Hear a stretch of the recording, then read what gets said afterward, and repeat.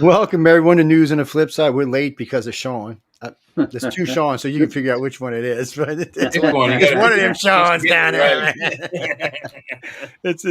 No, it's actually because of me, guys. I, unbelievably or not, I have another life besides this, and it sucks sometimes. Welcome, everybody, to the show. Sean, and Jay. So we got the rounds going on here. Before we get started, Jay, we never do this properly. So, hi, guys. Y'all should know me by now. I'm Joe. And we're not going to get into my bio because y'all should know it by now. Jay, tell him, man. So who the hell are you? What the hell are you doing here, man? Why am big slapping politics? Because it's fun. I co-host Church of Mavis Fridays on the channel here with Jeff Pritchett. And my next, we just came back from Christmas break. So my next show is, I believe, the 26th. And that's Fridays here at 8 o'clock on the network. Yes, Sean Jack. Yeah, okay. Hey, I'm Jack. Since this was the 3 J's, I'm Jack. But hi, my name is Sean, and I have 2 shows on this platform here, UPRN Radio. Do you really? Wait a minute. Who the blame gave you 2 shows? That's it. I'm firing Michelle's ass. That's it. Michelle, where you at? You fired, girl. No, go ahead, Jay. Go ahead, Sean. I got Sunday nights 8:05 to 9:05 p.m.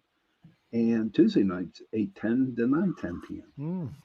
So we got a surprise for you in a minute. So now Sean over here to the left bottom corner here, we're playing, what is that game? The Squares game. Okay. See, I need Hollywood Squares. Come on. Yes, I need drugs for these. I do better when I have drugs for these shows. Anyway. So Sean, Sean, why don't you tell him? First tell him, he's a world famous author.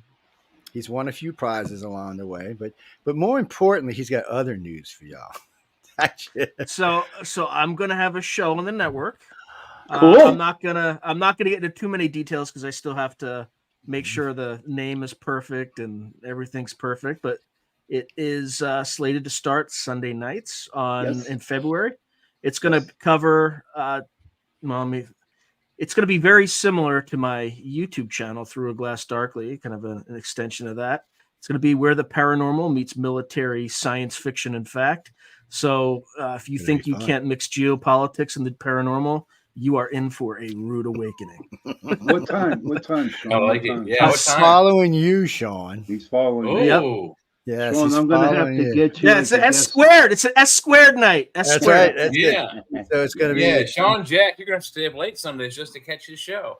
So, Chasen's going to be there now, and of course, into the nightstand, and Sean's going to be following y'all. And we got another show that's going to be opening before Chasen's going to be a nice, rounded Sunday. Should be good numbers for everybody, too. And with him being last, he'll benefit from everybody else. So it's kind of nice. No, guys, he told y'all in February, he's got to talk with the boss. I have nothing to do with any of that stuff anymore. Nope. Asking me who's coming on when, you wasted your time. He's got to watch, 72 hours of safety videos. He's got to get like the jackets and the hats and all the gear and the smear and all that. He has to go out he has to buy us coffee every Friday night, I forgot about that. Yeah, coffee and donuts every other Friday night. Well, he don't know about Naked Admin Fridays yet. Carolyn. No, really. When I want to know who's on the network, I write to Michelle, or I call her, or I catch her on her show. No, I'm serious. She sends me a printout, actually. This is who's who. It's her job. She does a fabulous job, so I don't have to deal with it. She's right on the money. She's very firm, but she's very fair. That's what I like about her. Yep. And she's absolutely cute. And she's absolutely cute. She's the Elvira Canada, people. But I tell you what, dude, with her working with you, man, she has to really put in the dye in her hair. You're trying to get one show, aren't you? Michelle, he didn't mean it, baby. He's on drugs, I think he's gonna. She's laughing. Oh shit. She's laughing. Oh man. What's it, Denise? No, really. No, we are looking for a female. I met a lady just recently. I think would be great, but it's up to her if she's going to come on or not. But what's hard to find a female? Well, what's hard? First off, females don't always like to talk politics. I mean, some do, but a lot don't. And then you got to deal with the guys, so you got to be able to deal with that. So you have to be And when Joe you just have to know. he means you get to deal with Joe. Yeah. Well, no, I mean everybody, but I mean still, you have to be confident in your political views. Yeah, So we used to have a tough friend format. of ours. Yeah. Well, we had a friend of ours who out of DC. She's young, bright. She was hosting with me for a while. She was 26, 27. Her hardest problem she had was that she was really smart and she understood politics really well, but she would back down too easily when somebody pushed her. And when you know you're right in politics, you know you're right. And even if you're wrong, you still know you're freaking right. I mean, it's just politics. And I told her, I said, "Boo, you're going to get eaten alive." I said, "I'm nice and sweet, so." I said, "But other people are not so much." Christopher Lee, you're here again. Nice to see y'all in here. Oh, y'all finally deciding to get like 3 in one place. Okay, well, all in one box. No, all in like 10 boxes, but still, it's better. Well, better than one to YouTube. So this all started because I started protesting YouTube. We're not going to get into why, and it's caused a little ripple effect. Well, no, I mean they got us good, so we just one of those things. No, we're going to be talking a little bit about the Ukraine tonight, a little bit about Israel. No, Ukraine actually going to be talking a little bit more than a little bit. There's a lot of shit going on over there, and well. Lizginski's all like, woo woo, we shot down a Russian spy plane, one of them big $1 billion spy planes.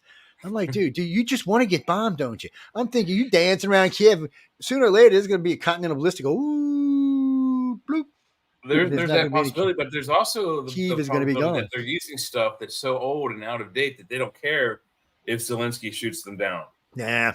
So first off, those two AAA things they took out were top of the line. That radar system they took out between them and Moscow was top of the line. And this jet, they said it was $1.1 billion jet. Wow. So this is a top of the line jet. I don't understand look, I've seen Russia fight wars before. I mean, they fought in World War II and they fought in Afghanistan. They did, come to think about it, they did get their ass kicked in Afghanistan. Yes, they did. Yep. Didn't England? Didn't the United Kingdom? Yeah, they got their ass kicked too. And we would have got our ass kicked. We just didn't care. We just, just keep all of our stuff. Wait, what? Yeah. By the way, whoever told me that earlier tonight, I am still not over. We left all of that crap over there. And it's not so much that we left uniforms and boots and guns and tanks and shit. It's the fact that we pallets of hard currency. It's the cash. I mean, we left enough cash to fund a jihad for 20 years, man. I think we did the math. We ended the war. One pallet that was all 20s was something like 40 million. Something like that. But 4 pallets. I think it was more like 400 million. But it was a lot of money that they left behind. But I don't know. I'm not going to go. We're going to get into that too. You mean Iran and Pakistan getting in little border skirmishes? See, I don't even Iran and the Taliban got into a border skirmish too.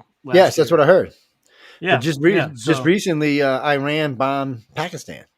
Really? Yeah. I didn't hear that. Yeah, we'll bring the story up in a little while. Yeah, it's just again, and I'm gonna say this for I don't know the umpteenth million time. I've probably said this more times than Sean and Jay's been alive. Look. It's time to lance the boil on the planet's ass. Okay, I've been saying that since like 16. So that's what the Middle East is. It's a big old boil on the ass of the planet, or actually, in this case, it's probably on the belly of the planet. But still, take a good couple of dozen, 100 kiloton nukes. Glass. You know what we'll hear after that? You know what we'll hear? What? What the hell? No more shit. Everyone stops screaming from being burned to death. I don't know what it is. I mean, they start more wars than anybody. I'm just stop. That region has been under some sort of armed skirmish since at least prehistory. I don't think there's ever been even a single year without conflict in that region. So, what's the most peaceful continent on the planet? Do y'all know? Australia. It's Antarctica. It has to be in Antarctica. There's only like 50 people on it. No. No, actually, per capita, Antarctica doesn't make it. Australia. Something about suicides and murders. No, Australia. Yeah, it has to be Australia. Yeah, I think it's Australia. I don't know. Maybe not. We'll talk about it later in the show. It's not Antarctica. It has to be Australia because I mean, there's no other really large continents, and well, it's sure ain't our continent because we just murdering SOBs up here. I mean, Jimmy, Canada's not a continent. No, it's not. It's a country. It's not a continent. Part of this continent. I think it's the second largest landmass. U.S. goes back, but sometimes we third, sometimes we fourth. I don't know what.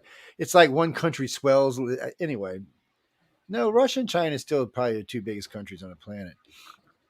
Yeah, I mean Russia and Canada. Square footage wise, was definitely Russia, but people wise was China. Oh yeah. So no, anymore. It's India now. India now. Yes, India passed it up. India has taken China's lead. Oh, have they? Yeah. So, and you know what's funny about this? Me and Stephanie Benetti about 10 years ago on this show, we're talking about this. Said, hey, look, it was 3-point-something billion then, and at that time India was it was 1.3 and 1.2. And we made the forecast within 10 years they passed them, and sure enough, and they are on a dollar they passed them up.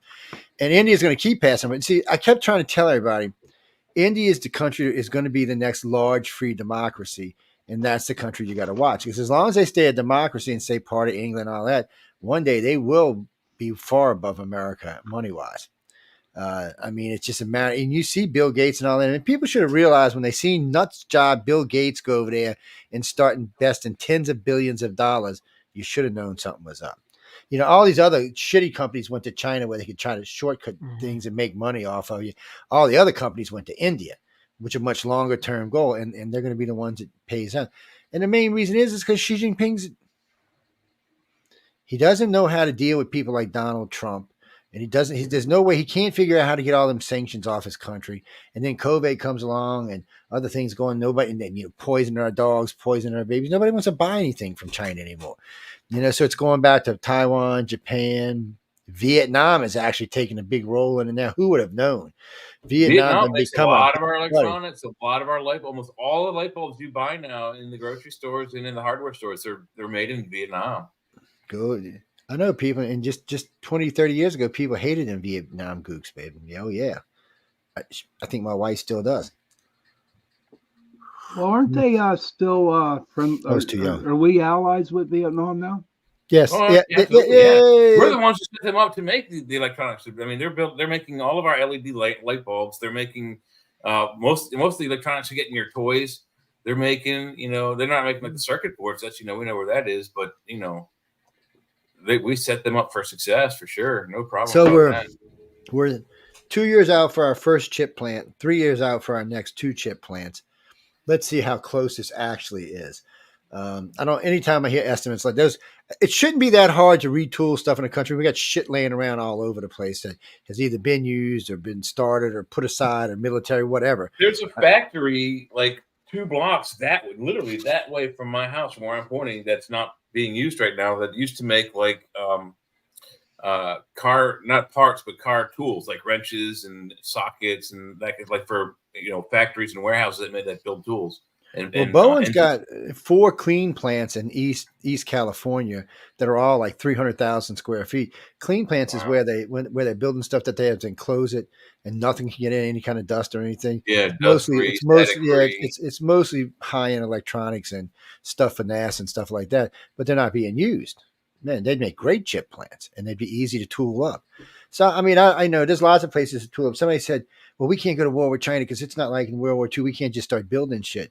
I said, you still know Detroit is still in Detroit. I mean, Dodge is still in Detroit, right? Along with Ford, Chrysler, and everybody else. I'm like, did y'all forget that or something? Oh, man. I wonder sometimes. They may have more people than we do. We got way better technology. And people may not realize, but World War II, there were companies that we still have today that were making guns. Companies like Hasbro, which makes your board games. They were making stamped out 45 caliber one-shot, guns that they were dropping on occupied territories in England, in Europe, and with notes in the different languages. Take this gun, shoot a Nazi. Take his gun and shoot more Nazis. It literally said that on this thing. It was stamped out at a toy factory. Well, let's see today. So most of the generations today, you got the baby boomers, and some of the X geners may have had connections to World War II. And definitely to Vietnam, but most everybody below that really hasn't. It's not something they've seen other than on TV, watching Pearl Harbor or something like that, which is a tear-jerking movie and all, but it's all it is.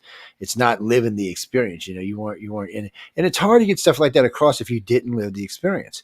I mean, oh yeah, it was miserable, but it was miserable. It was horrible in a lot of places all around the world.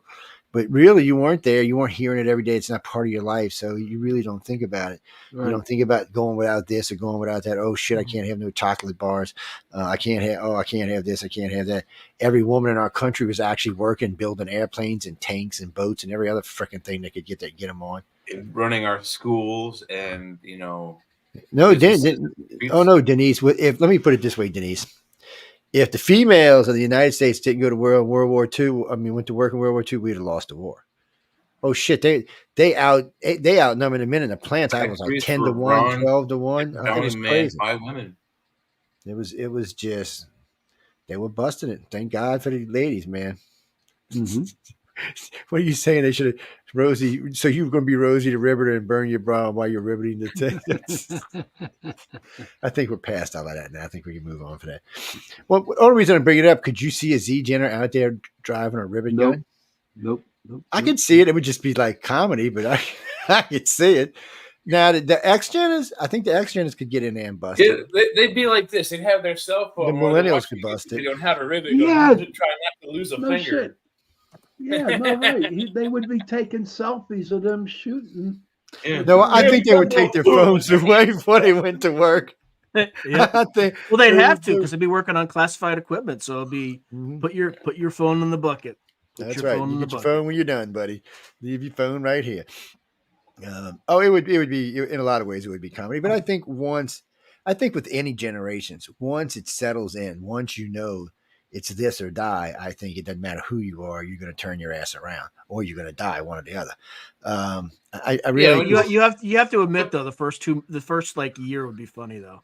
I do not work on weekends. I do not work on. Okay, well, which one do you work? How many hours? 16? No. We could draft you instead. So you'd be working 24 hours. Have you guys sleeping with your rifle. Ever seen the TikToks where they got the husband and wife and they're saying, what happens if we got drafted together? And they have like the music playing and the girl saying, yeah, I need my nails done. And the guy saying, you have to check them out. They are funnier than hell. Oh my God. I'm sure there's going to be rules about that. If there's kids involved, somebody's going to have to stay home. But you know what I'm afraid of, Joe, is that the young kids that we have today, and I'm being honest when I say this, that's because that's what we said in the wars. They just don't want to do nothing. They don't want to do it. No, they don't. So this is how I look at it. I remember one time I was in boot camp and I was being an ass, and I was just messing around and I said, this just isn't realistic. And still remember this. My commander looks at me. He says, "Really, it's not realistic enough for you, right?" And he walks over to the guard and he said, "Okay." And we're all still going through the mud. And I was telling you, pop, mud just flies like pop. Real, not real. Hold on, let me go see if I can find a machine gun. I'll make it realistic. Everybody coming, like, yeah. We're going. We're getting them out of this place, man. But it is a motivation, and I don't think it matters what generation it is. Bullets start flying, your ass is going to start waking up. First time you hear that, and I've heard it more than once, you hear that sing and thunk. That's because people don't realize, they hear a gun, they think, oh, it's so loud. But when the bullet's coming, the bullet's not loud. Bullets makes a little humming, spinning sound. Yep, zip, zip, zip. It is the freakiest thing when you're sitting there and you hear one zip by your head. The first time I ever did it, I was 15. It was me and some friends and a dog sitting on a hill. We were down at river swimming, and there was some guys way up on the power line, I guess, shooting at targets. And zit, zit. I said, whoa, where's my gun? I started shooting back. Pow, pow. Like, look, people, there's people back. You knock it off. Because, hey, it wouldn't have been intentional. It would have been an accident, but still, 30-06 bullet hitting you back in the head or a 30-30 bullet's knocking her. You're pretty much dead. Yeah, I mean, even if you shot up in the air and it came down ballistic, it's still going to hurt. Yeah. No, Carly, it's weird. It's just a weird, surreal sound when you hear it go by. Because at first you think, was that some kind of bug? And then you realize, no, that wasn't no bug moving that fast. And then you realize what it is, and you just realize you could, if it would have been 2 inches over, you'd be dead. It's and then the next time I heard it, I was on board the USS Nimitz, and one of the idiots, I don't know how he did it, released one of the chain guns on an F4 on a it was on a Hornet. Yes, it was on an F-18 Hornet, and all you heard was, and then you heard, and then you heard this weird sound because it hit the side of the tower and ricocheted off. So it was like, and then you heard another weird like this queer metal sound humming off in the distance. You're like, really? I'm thinking to myself, there was like 14 of us standing there. It had been even just 2 inches, or all of us would have been dead. And those are what, 10 cal? No, they're 20 calibers, I think. Yeah, they're big bullets. I'd have to go look it up now because I forgot what the F-18 had, but I was just like, and The you know what? bullet probably as big as your thumb, at least. It's also taught me a lesson. It didn't even dent the conning tower. It didn't even dent it. It barely took the paint off of it. I was like, wow, that's impressive. And I mean, think how close we were. This was freaking impressive, man. I was like, shit. Oh, people, you know, well, no, Marsh, we go to, when I was in the Navy, when I was full in the Navy, we went to Fallon, Nevada, which is the bombing derby. Yes, been there. Full out war games, full out insanity. Everybody's there. We got Army there. We got Marines there. We got Navy pilots there. We got Air Force. Air Force always gets their ass kicked, by the way. Go look for yourself. Go see who's got all the true. It is so true, everybody. You know why? People, because yes. Carrier pilots are just way crazier than normal everyday pilots are. Yes, they are. They will do shit. And plus, they were flying the F-14s at the time. And F-15 is a great plane, but the F-14 has an advantage over the F-15. It can fold its wings in and go vertical, where the F-15 can't. So you see F-15, you see just whoop, whoop, oh, you're dead. That's like, look at these son of a bitches. My squadron, when I was with the squadron down in Florida, we were with the A7 Corsairs. That's who I originally was with, the River Rattles. That's who I was originally with, the A7 Corsair River Rattles. That was the first squadron I was ever assigned to. Yes. Golden Warriors, VA. Damn A7s were rattle traps, man. First time I ever rode one, I told the pilot, I said, you really get in this thing and fly around? He's like, well, you're working on it. I said, dude, I'm working on it. I mean, this thing, it's like, whoa. You got it like 650 miles an hour. It felt like everything was going to fly off the plane. I'm thinking, Jesus Christ, man. I got to give the pilots credit. They were brave, man. They were brave. They were nuts, dude. They were crazy. They were nuts. Anyway, Jimmy, no, I'm sorry. We get sidetracked because a lot of us on the network have served, so we get crazy sometimes. And well, no, the only who was it? A good friend of mine. They drove tanks for a while. He tells me one day, he says, well, you know, I drive American tanks. I'm really not too much worried about it. He said, but, you know, if I drove a Russian tank, I'd be so shit and scared at A10. I'd turn around and go the other way. He's like, I said, I'm like, really? He said, Joe, them things are back. I've worked on them before. He said, no. He said, first off, he said, I'm sitting on duty one day. This thing comes in missing half a wing, big chunks out of fuselage. It's flying in and landed. And I'm thinking, he says, did you know it has three hydraulic systems? He said everything's redundant. Everything has 2, 3, or 4 of them. He said they just keep flying. And he said you got to think if you're on the other side getting shot at by one of these freaking things, you're going, okay, no, we don't want to play anymore. We want to leave now. They carry pretty heavy armament. No, they're good. I mean, good enough that the Air Force. Yeah, well, yeah, almost. They what do you mean? What's my favorite tank? No, you should ask Sean what his favorite tank is, not me, because I don't know enough about him. You know, I was an Avery fan until a while ago, and then after that, I don't know. I know I don't like any Russian tanks anymore because every time I see them, they pop stuff. Did you see a Bradley, like an M2 Bradley with the chain gun, took out a T90? I know it was sad. Are you serious? We were trained. Look, I got trained like just like a day of training on the M3 Bradley, which is the cavalry version. And like we were trained that the TOW missile, right? The wire guided missile that we had, that was for tanks. The chain gun was not for tanks. The chain gun was for like armored personnel carriers and just other tear shit up. light skin videos. Not like you're not supposed to take on a tank with a 25 Mike Bushmaster cannon. But this, I mean, I was amazed. Like those things are better than we thought they were. Yeah, and plus, I don't know what these Russian tanks, which means some of the other of their allies have. These tanks just seems to have a weak spot in them or something. I mean, they were popping. They're not using as good materials for sure. I mean, well, it's almost like where the turrets connect and there's something not reinforced or something. Maybe they didn't use good enough steel. I don't know what the hell it is. Because I watched the one with the guy. He's sitting there, and it was almost like it cut through it, like he was shooting a little laser instead of bullets, and the thing just went bloop. And then they seen the one guy throw that what looked to be a homemade bomb. I mean, it didn't even look like the freaking real bomb. Threw it up and it landed right next to the turret and popped, and the turret popped over sideways. It's I have no idea what that is, man. So what is your favorite tank there, Sean? It's the M1. I mean, it's still the best tank. I don't think there's anything else out there that comes close. Yeah, right. It's got the Chop-Ham armor, right? Like it. Now, I mean, I think they found a way to pierce it during the last series of wars, but yeah, you got to get close to that thing before you can do anything. And it'll take out a lot of Russian tanks before they even see you. Right. That's the other good point. Plus, they can fire. My favorite thing about those tanks is they can fire on the roll, man. That makes such a big difference when you're in combat. You know, when you got to stop and park and fire, these days you're dead. Somebody's going to kill you. But when you're cruising and you see that tank dip down and the gun go up and it just fires and takes out its target, you're like, now that is badass. And they carry all kind of shells.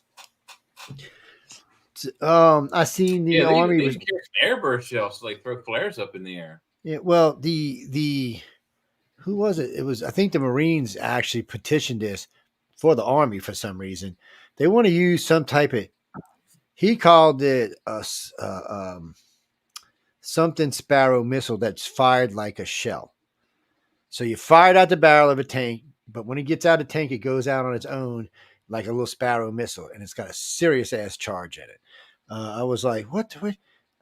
I was just confused. I said, couldn't you just put something on the tank that shot little mini missiles off of it? Why? I don't know. I'm not in the military anymore, so I don't know why they do shit like that. Well, some of the longer missiles may need a longer launch period. You don't have those kind of services on a tank. It's a short vehicle. Yeah, I guess that's true. With the jet, you're already going 700 miles an hour, so you already have enough speed to. You just have to boost that rocket. But on a tank, what are you doing? 60 miles an hour at best. But it said it's guaranteed tank killer. Plus, it can kill it at twice the distance of anything else around it. So, why the Marine Corps? Why the Marine Corps probably petitioned the Army to do it? Because the Marines got rid of their tanks, or are getting rid of their tanks. I heard that. It's sheer insanity. I don't know why. It's not a fly by wire. That's the other thing. It's a standoff weapon. You just fire and forget. It goes on its own. Yeah, well, they're gonna have the ones too that you'll be able to fly from the cockpit, but I mean from inside the tank. But I mean, warfare's going to change, and sooner or later, there won't be anybody in tanks anymore. They'll be just running on their own or being run from somewhere else, like the rest of our drones. That's my question I wanted to ask. I've been thinking about, Sean. You know how they fly the drones, right? Would they be doing that with tanks? Yeah, and submarines. Any machinery, yeah. Oh, yeah. Any machinery. It's just a matter of time. Helicopters, you name it. Give them 100 years, one of those aircraft carriers will be fully automated. There won't be nobody on them. They'll be out there doing their little thing. Same with probably cruise ships. They're probably the only thing that'll be operating on it would be like the people that are cooking food for the guests. All the other operations will be automatic. Fred, you're talking about Asimov's law. There's actually a couple of different laws you could talk about if you want to talk about AIs. But okay, how do you teach anything Asimov's law when it's built and designed to kill people? So what do you say? Oh, it don't kill white people. Oh, it don't kill black people. It don't kill Americans. Can it really distinguish in combat between an American? If it's two white guys running down the field, is it going to know which one's which? Yeah, it's going to have some trouble. I'm just saying, guys. You can't teach something to kill and then expect it not to go around killing shit. Let's just be honest about it. Well, there's a pretty good fictional example in the cartoon, the X-Men. They designed the Sentinels to hunt out specifically X-Men type people with that special gene that makes them a mutant. But then the creator, the robot that's in charge of the robots, decides that all humans are a threat, and instead of just going after the super powerful mutants like the X-Men, he goes after all humans. So it doesn't matter how you want to write the AI. Humans it all comes back to the fact that the AI at some point is going to go, humans suck. Let's stop them from doing any more damage. It's John, the Ukraine is doing unexpectedly well. That's all I can tell you. Anytime I read about the Ukraine, which is several articles we're talking about tonight, Russia is supposed to be our competition. They're not actually supposed to be able to take China and be our competition. Right now, I'm not sure. They're getting beaten by Ohio. I don't know. They're getting I beaten mean, by I a know. country that's about the size of Ohio. I guess they're scared to commit because if they can commit all their forces, it leaves them open for an attack. And the thing of it is, they're not really, to be truthful, and Putin would, if he wanted to be honest, he would tell you this. He's not so much worried about America coming over there and attacking Russia because we've never done it. We're not going to do it. It takes But too long to get there. We've got allies there. Yeah. China, who shares a border with him, might take advantage of it. And say, well, look, Russia's preoccupied. It's got its whole force over there, but I know by the time they know, we'd be in Moscow. Czechoslovakia's there, Poland's there. You know, England's not too far away, but they have a. And then wait, and if that happens, does America get in to help Russia from China? I mean, what exactly happens here? Do we do we get behind China Russia? And go after Russia? No, we're not going to back China. We just flip a coin, you know. They're not going to back China because Xi Jinping wants to dominate the planet. Putin was kind of pretty much happy dominating Russia. Ping, I don't know. Ping's in bad standing in China right now. It's a good possibility. Yeah, if something don't change, he could find himself out. Their economy will hit the. So first off, we talked about this a long time ago, but she came in. He said, "All right, I'm going to make us look good." He started building buildings all over, building shit all over the place, pumping up their money, They're just inflating the hell out of their money. Then about 4 or 5 years go by, we find out that the buildings are empty. Yeah. Okay. And when he gets pulled out on the side about it, they said, oh, no, these are from materials. In case anything ever happens, we go to war, blah, blah, blah. This is all materials that can be used. So we have it here stored this way.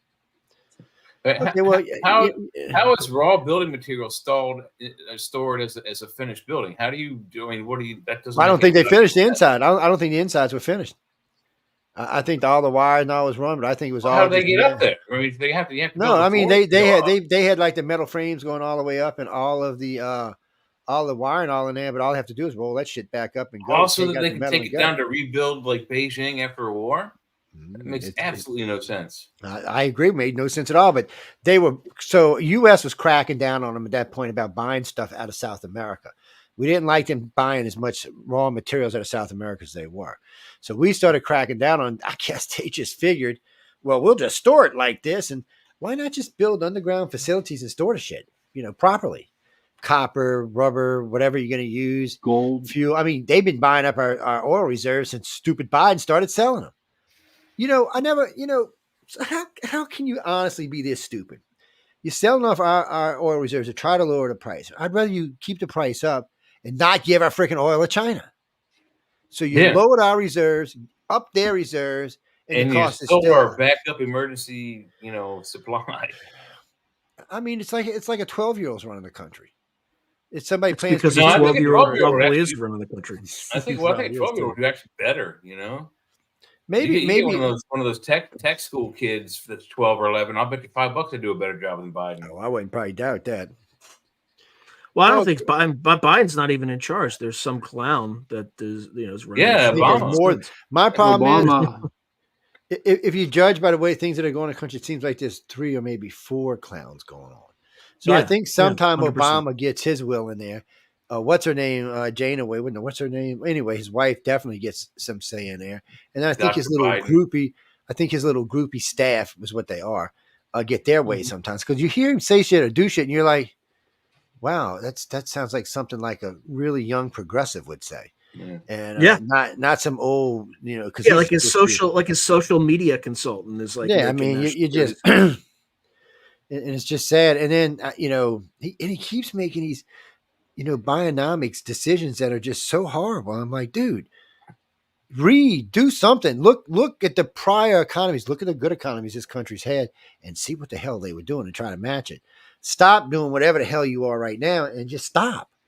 I mean, every time I go to Lowe's, everything's up 15%. I'm like, son of a bitch, I'm gonna stop shopping here. It's and what kills me? So the other day I stepped up and said, hey, let's stop and get some McDonald's. I said, okay, we stop and get some McDonald's. She wanted one of them little griddle sandwiches, right? Okay, cool. Now, so she gets it and she's like, what the hell? So it's about the size of a palm of her hand now. It's like a slider now. And it's 50 cents more and it's smaller. Yep. I'm like, are you shitting me? So everything's like that now. Everything now, in all fairness, I will say this about McDonald's. It's like the quarter pounder. It is smaller, but it is still a quarter pounder. The meat is still a quarter pound pre-cooked. Same thing with the griddle. All the meat that's an egg that's on a normal is still on there. It's just less bread, which is supposed to be better for you, and it should make a better sandwich. But it got smaller and cost more. So I don't give a shit what they say. They're just screwing us every chance they get. Yep. Oh, and then a friend of mine works for the Mars company tells me one day, you know, Joe, they puffed the M&M bags up now to make them. He said they put 20% less M&Ms in a bag now, and they puffed the bags full of air to make them look like there's more M&Ms in them.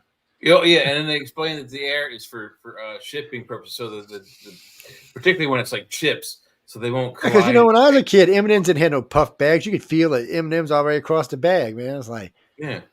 No matter what kind of bag product you open up, as soon as you pop that bag, the top like quarter is air, and like you buy a bag that's this big, there's that much product in it. It's Aaron, like less than half. Aaron, what country are you from? You don't know what M&Ms are. I'm just asking. I mean, you can't be if you're from anywhere on this side of the world, the west side of the world. You got to know what a damn M&M is. They know what they are in Argentina, man. Come on. Where are you from? Iceland. I didn't know anybody lived on Iceland. Was there 5 people there or something? I'm sorry, I know I'm being an ass. Well, anyway, what do you got to say? I know all about the volcanoes erupt. I've been telling people about that for years. What's happening? No, there's nothing. I said, well, something's making all that ice melt. Something's got to be underneath it. Same thing in Antarctica. I said it 20 years ago. I said there's one in Antarctica. Guess what? There's one in Antarctica because ice doesn't melt from underneath unless there's something heating it up. I mean, it's like freaking baby science. But it had to be global warming, and it's not global warming because it's volcanoes. And, you know, first off, global warming's not real. Climate change is real. Global warming is not. Because where I live it's actually gotten about 8 and 9 degrees cooler, and I live in the deep south. So obviously it's not globally warming down here. It's globally cooling. Our winters, we have had snow where I'm living right now, 5 out of the 10 years I lived here. So in the 50 years I originally was alive, it only snowed 4 times. And we call it snow. Y'all don't call it snow. We call it snow. I mean, it's like this mishmash. It gets about yay thick and enough to make a little 3-foot snowman out of it. It's not real snow. Go take a picture outside, Jay, and show them what snow is. It's not real snow, but it's Anybody who lives above the eastern line, I mean the southern line, knows what snow is. Well, no, it snows in Atlanta, people. Yeah, but it doesn't snow. No, come on, Jay, go out and take a picture, dude. Oh no, man! Northern Georgia will get 3, 4, 5, 6 feet of snow. They get up in the mountains up there, man. They get serious snow. Yeah, they get serious snow. But no, anything below Atlanta don't. Well, every once in a while there was a few dustings when I was in Savannah, like an inch or less. But that's enough to lock down a city that doesn't have the equipment to prepare the roads. Well, and then we make everybody stay home because nobody understands how to stop at a stop sign anymore. They forget how to drive.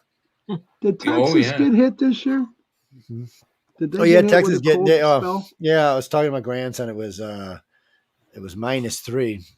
Oh no, I'm sorry. The wind chill was -3. I think it was 9 degrees outside, snowing its happy ass off. But he's in Amarillo. I was talking to some friends in Houston. They also got a good bit of snow. So Texas, that's what I'm saying. Houston never gets snow ever. It's like New Orleans, never gets snow. But guess what? Last few years, it's not. That's what I'm saying. It's not global warming. It's global climate change. It's for us. What it looks like is all the weather on the bottom part of the country just shifted to the east. You can actually go back and look at the weather and see what was there 5 years before, and go like a state over and look and see what was there 5 years before. You can actually see it. What kills me is I'm a dumbass and I can figure this out, and yet these guys have still not figured this out. I go to so many of these NOAA meetings. So look, I'm in the NOAA meeting. They're going, I said, you're not going to convince me of this. He's like, I don't understand. What do you mean? You got to believe. I said, first off, this is science. It's not belief. We're not talking about God or extraterrestrials. We're talking about science. It either is or it isn't. I said, so I tell you what. I said, when you can give me an accurate forecast, just 10 days. I said, I'm giving you 10 days. I mean, accurate forecast for 10 days. When it's going to rain, when it's going to shine, when it's going to flood. I will believe whatever your algorithms say. I said, but the other problem is if I ask for going all the algorithm, each one will be different. This one will say 20%. I said, so you're playing roulette and just putting them together and trying to figure out what it is. I said, so that's not forecasting. That's not science. That's some kind of voodoo shit. Guesswork. It's guesswork. So I said, so I said something to him, and I said, how accurate do you honestly think y'all are on a 10-day forecast? He said 50-50. I said, all right, I'll cut you some slack and give you 50-50. I said, so what you're telling me is on an chance. algorithm that can go 50-50. You want me to believe what it's saying 100 years from now. What's going to happen to my planet 100 years from now? You want me to believe this? I said, I can't. I said, I can't even in good faith think that you know what you're talking about. I said, because when I look around at the country and the weather, unless it's on top of us, y'all don't know what the hell it is. I said, and I said, hurricanes, come on, guys. How long have we been having hurricanes?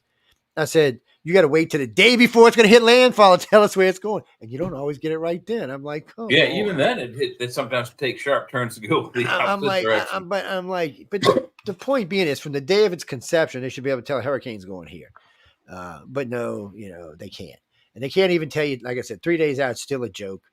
2 days out, a lot of times joke. Even some days, 1 day out is still a joke. They're like, well, it may go here, but it looks, there's little convections pushing this way.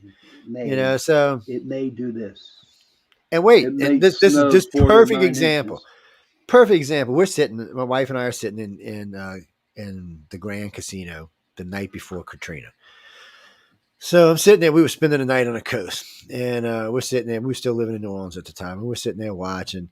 And I'm playing blackjack and watching the storm on TV. And I'm sitting there, and I'm doing pretty good. And I look up, and I seen the storm made like a little, I'm like, what the hell? And I went back to looking, and it did again. It caught me at the corner of the eye. I was like, what the hell? And then I started watching it, and it looked like every so often it made just a little tiny jog. And I'm like, why didn't the weatherman say anything about this? He's just ignoring it. So I watched this for about an hour, and I said, oh, shit. I went and got my wife and said, I've never evacuated for a hurricane. Shit, I almost drowned in Betsy. I called up. I said, we're leaving. Pack the clothes. We're out of here. She's like, what the fuck do you mean we're leaving? I said, pack the clothes. We're out of here. I said, call the kids. Call the step kids. Call everybody. Get your shit packed up. We're leaving. Well, first off, my middle stepdaughter's like, no way. We're not leaving. We're not. I said, you better leave now. And she lived a long ways from the coast. She was in Slidell. We were in New Orleans. I've driven through Slidell. So I'm like, just pack your shit up and get out. So they were arguing, and then Sherry just stopped and said, you know what? Joe never wants to evacuate. We better leave. Because I don't. Everybody's like, everybody's evacuating, running. I'm sitting there. I'm outside taking the kids surfing on the beach or out playing around. Like when y'all have them Cat 2s up north, it's funny to us because Cat 2s, we get out the rafts and go play out in the waves. It's just child's play for us because it's designed down here to take those kind of storms. So when I get back to the city, everybody's calling my house. Are we really leaving? I said, my car is packed. I said, I suggest y'all be out of this town in less than 12 hours because if not, you're not getting out. And I said, no. I said, no. So when I left, everybody really panicked. Somebody jumped in their cars. Even my stepson's like, shit, she's leaving. I'm going, man. So we get out. I took everybody to Fort Walton. And everybody's like, why are we going to Fort Walton? The storm's. I said, storm ain't going to Fort Walton. It's going to New Orleans. Oh, there's no way. I said, it's going to New Orleans. So we're all sitting there playing in the surf in Fort Walton Beach, and it just slaughters New Orleans. It just rolls right through the city like it ain't shit. It hit the Gulf Coast of Mississippi with almost 30-foot waves. It took out. You could drive by one of the churches. Everything was gone except for the steeple and the bell. Everything else was just gone, and the steeple was probably about 35 feet up. Everything you found. One of the casinos, as a matter of fact, the one we were staying in, was lifted up and dropped on top of the hotel we were staying in. Well, that's convenient for a rebuild. Yeah, well, the guy was funny because I was talking to the guy telling why I was leaving. He said, oh, we're going to stay. I said, if I was y'all, I'd leave. I hope they left because if not, they did. There were a lot of people died on the coast. It was just, you get a sense and you got to know. And there was something about that. I was like, nope, we're going. And the funny part is my house where I lived in New Orleans actually didn't get any damage. It got about this much water in it, just enough water that I had to pull my carpets downstairs, and it ruined I had a library with about 2,000 books in it. The water, because we couldn't get back to the house for a few days, it swole everything and just popped the sides of the shelves off and shit like that. So that just sucked. A lot of them were autographed copies, one of a kind.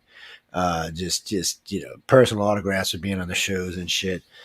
So I was like, well, that just bit the, and we used to have it was like a little Linden library we used to do for science and space and paranormal and aliens and shit like that. It was like a big version of them little ones you see out on the corners, whatever they. It's weird how you mentioned that because that's kind of how I got into the paranormal studies. Is that we got hit with a Hurricane Agnes, 72 or 73, and my parents. We had just recently moved up to our new house in Rockville, Maryland, and they had all their books in the basement. Well, the basement flooded. I mean, it was like I was 6 or 7, and it came up to my waist. Now it's at least 3 or 4 feet tall. So we had a pool for several months, but most of my parents' books got destroyed. But the ones that didn't, one of them was Chariots of the Gods, and I saw that, and from that point on, I've been researching UFOs and Bigfoot. It would be so nice. I wish he'd learned English. Eric Von Donovan. It would have been nice to interview him in English because he's. I would just like to hear it in his exact words. That's all. Because when I remember when Billy Myers, I interviewed his official spokesman, because Billy, English wasn't. And Michael Horn was his official. And at that, he got so mad at me one night. He goes, because I busted Billy on faking at least 2 photos. It's not that and to be frankly honest, I think some of the photos Billy took were legit. But like everybody else in ufology, they get bored. You're only as good as your last thing. You're only as important as your last thing. You're only as popular as your last thing. And his popularity had waned. He wasn't getting any more attention. He wasn't making any money. So he hoaxed a couple. And they weren't even that hard to figure out. And so Michael Horn was on the show, and I asked him about it. He said, "Oh, no. He said, how can he hoax? He only had one arm." I said, "What the one arm's got to do with hoaxing something?" I'm like, and I said, "We don't even know if he had accomplices." I said, "Dude, you don't know how many people are standing behind that camera." So when I broke it down and this is still available on the network. When I broke it down why it was a hoax, he got furious, started cursing me, all kind of stuff, and I started laughing. I said, "Well, I hope Eric's watching." I said, "I hope Billy's watching." I said, "Billy, this isn't anything personal. This is what I'm supposed to be doing, is checking to make sure everybody's being on up and up." And I said, "I'm sorry you had to do this. I don't know why you maybe they didn't want you to get any more pictures of him or something." I said, "But I still have respect for you." I said, "Because I do know your first ones were real." I said, "But you should apologize to the community. That way, at least they'll keep having respect for you. Because if you don't, everybody's just going to think you were in it for some other reason." And he came out and admitted they were hoaxed. He said that, and he actually said. He said that his better part of his ego, he said the better part of his id got to him. Ego, id, whatever. It's so, and still Michael Horn's still mad at me to this day over that. He still hates me with passion. He was he was in the limelight for how many years? He still is a little bit, but I mean, it's just. He was hardcore. Like daily UFO news years ago. It was hardcore, and if he just would have left it at that, he could have lived off them other photos forever. His popularity started to wane a little bit. And part of that was because he couldn't speak English. He couldn't make the tours in the U.S. If he could have got out on tours and told the story, he'd still be telling the story in tours. But, learning a new language ain't easy, especially when you're old shit. So I'm sure, Carly, he could have if he wanted to try, but I would not want to learn a new language at my age. I can speak. What do you mean? No, I know I got friends that can speak multiple languages. My wife can speak multiple languages. I'm not. I can speak multiple words in different languages, and most of them probably not good in polite company. So I would call them barroom words, is what I call them, most of them. Yeah. It's matter of fact, I was asking my son an old one today. I couldn't remember what it meant in Spanish. No, we're not going there, people. There's a couple other things going on in the Ukraine. So the Ukraine hackers have now hacked into Russia in every major way. They have gotten in all over the place. I mean, I'm really confused about what to think about Russia right now. So the article starts out, Ukraine Blackjack Hackers Hit Jackpot in Russia. I mean, they got into all sorts of stuff. They got construction plans. They got different plans for 500 Russian military sites. Wow. You know what the Americans will pay for that? I'm sure. I mean, I wouldn't be surprised if the Americans helped them out a little bit. Well, they probably did. We're not going to lie. They probably did. Look, we have the best. We may be the most vulnerable, but we also have the best hacking sophistication. We have a pretty good intelligence network, yeah. Well, and we've been real lucky. What do you mean? Oh, no, the Russians are good. I mean, the Russians, Chinese are good. Yeah, they're good at what they do. And they're the ones that hack us the most. But so... that's how they're able to catch up, is they keep hacking our stuff and getting the new technology so they can keep but up see, with us. that's dangerous there though, because sometimes we plant technologies that go to dead ends. I know. Oh yeah. So that's why. So this was something that Well, they came also, out of, I think they hacked into the security clearance applications like the SF-86s of tens of millions of Americans. I mean, they got into my thing, right? That was that might have been why I was offered it. it. That might have been why I was offered a 2-year gig in China. It's they hacked a lot of. Yeah. It's funny. So the U.S. is a sneaky bastard of a country. So you can know this. So most people don't know this. It's still was fairly classified. It is still classified actually, but I'm gonna let it leak anyway. So y'all all remember the Russian space shuttle, right? Yeah. You know, it never could get off the ground. They always had these weird problems they could never figure out. Legitimately, they did steal the plans from NASA. Well, they didn't steal them. They were given to them with a bunch of dead ends in them. Is this part of the farewell dossier? They just it was a bunch of dead ends that were given out. It's not the only thing we've done that way either. There are sometimes, you know, any good hacker should realize if it's too easy, it's probably not going to turn out good. Well, no, in that, Jan, most important stuff doesn't have an internet connection to it. So anywhere the U.S. stores particular types of documents, you can't access it from the internet. You have to actually go into a physical room and access the physical computer. Put it on a chip or put it on a thumb drive or whatever you're going to do with it and take it to what you're going to use it for. But you can't. That's why if you want to hack into it, you just drop some thumb drives into the parking lot of the facility. I mean, everybody knows like that's like the oldest trick in the book at this point.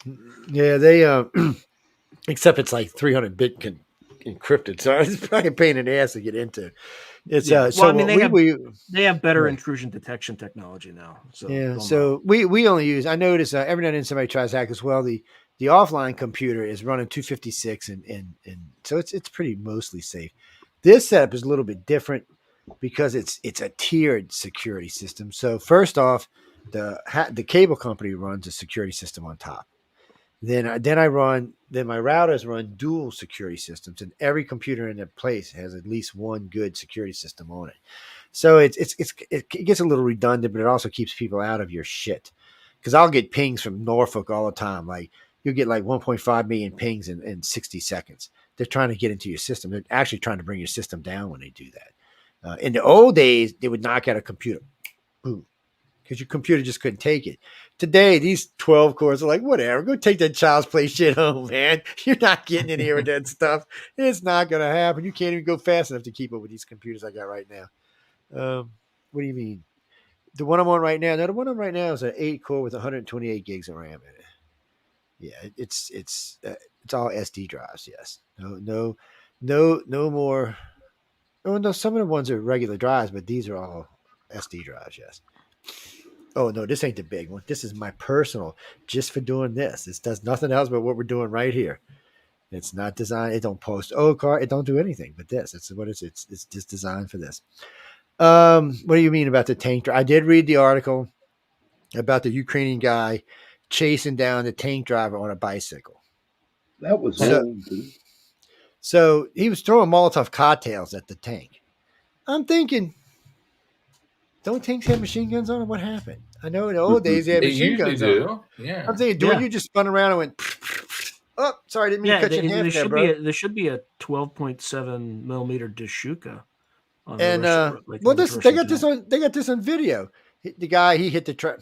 First off, guys, Molotovs really aren't going to do anything to a tank.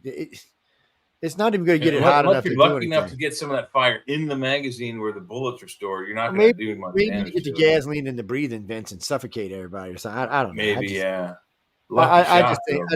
don't know. It just doesn't sound like it's something you should be trying to do. So anyway, that's what's going on. Then all of a sudden, out of the blue, what do you see? A guy with what looks like a large. Whoop! There goes the tank. The guy was a distraction. That's what all he was a distraction. And then you just see a guy sitting in the thing with a missile launcher on his shoulder, shooting at the thing. So another thing, I have seen M1s get hit with a missile launcher before, and it didn't even phase him. So I'm confused. This Russian tank I'm telling you, it looked like somebody took a can open and tanked the top one. Bloop. Maybe it had like an armor piercing round on it or something. Like I don't know. It looked like a standard. It looked like the old Lars systems. It's probably something more updated, but it didn't look like anything more than what we used to shoot down the Russian helicopters with in Afghanistan.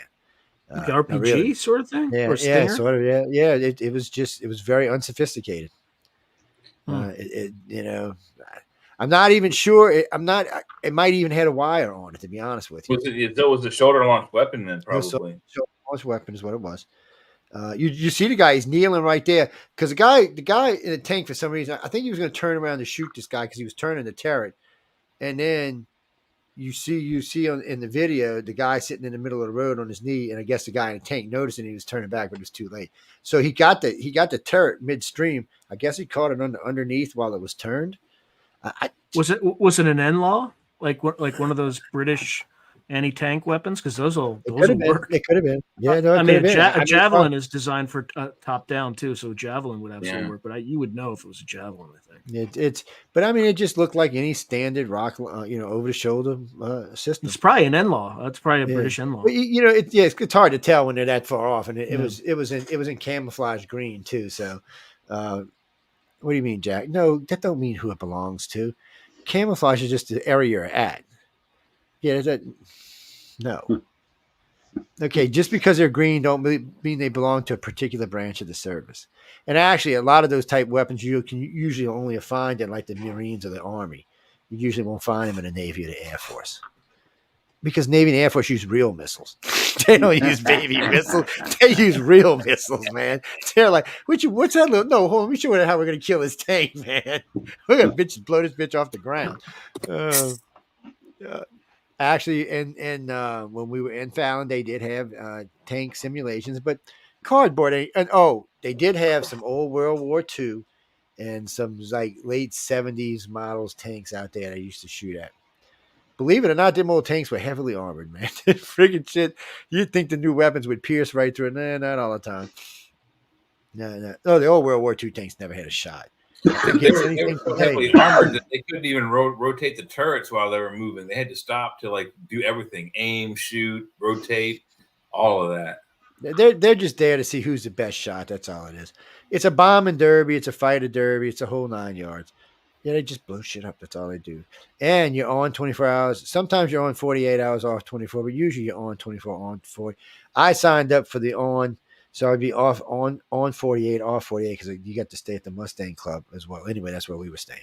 And we would just go out to the field for 30 days and we would be on. See, that's a difference. On. Yeah. Well, when you're on board, like goats. Yeah.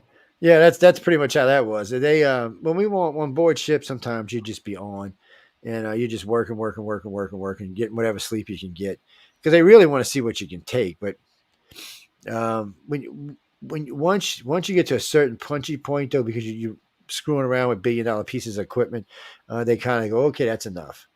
Y'all go down to eat something, go take a shower, chill out. And they always keep one fresh crew around just in case something goes haywire, somebody tries to attack their carrier or something.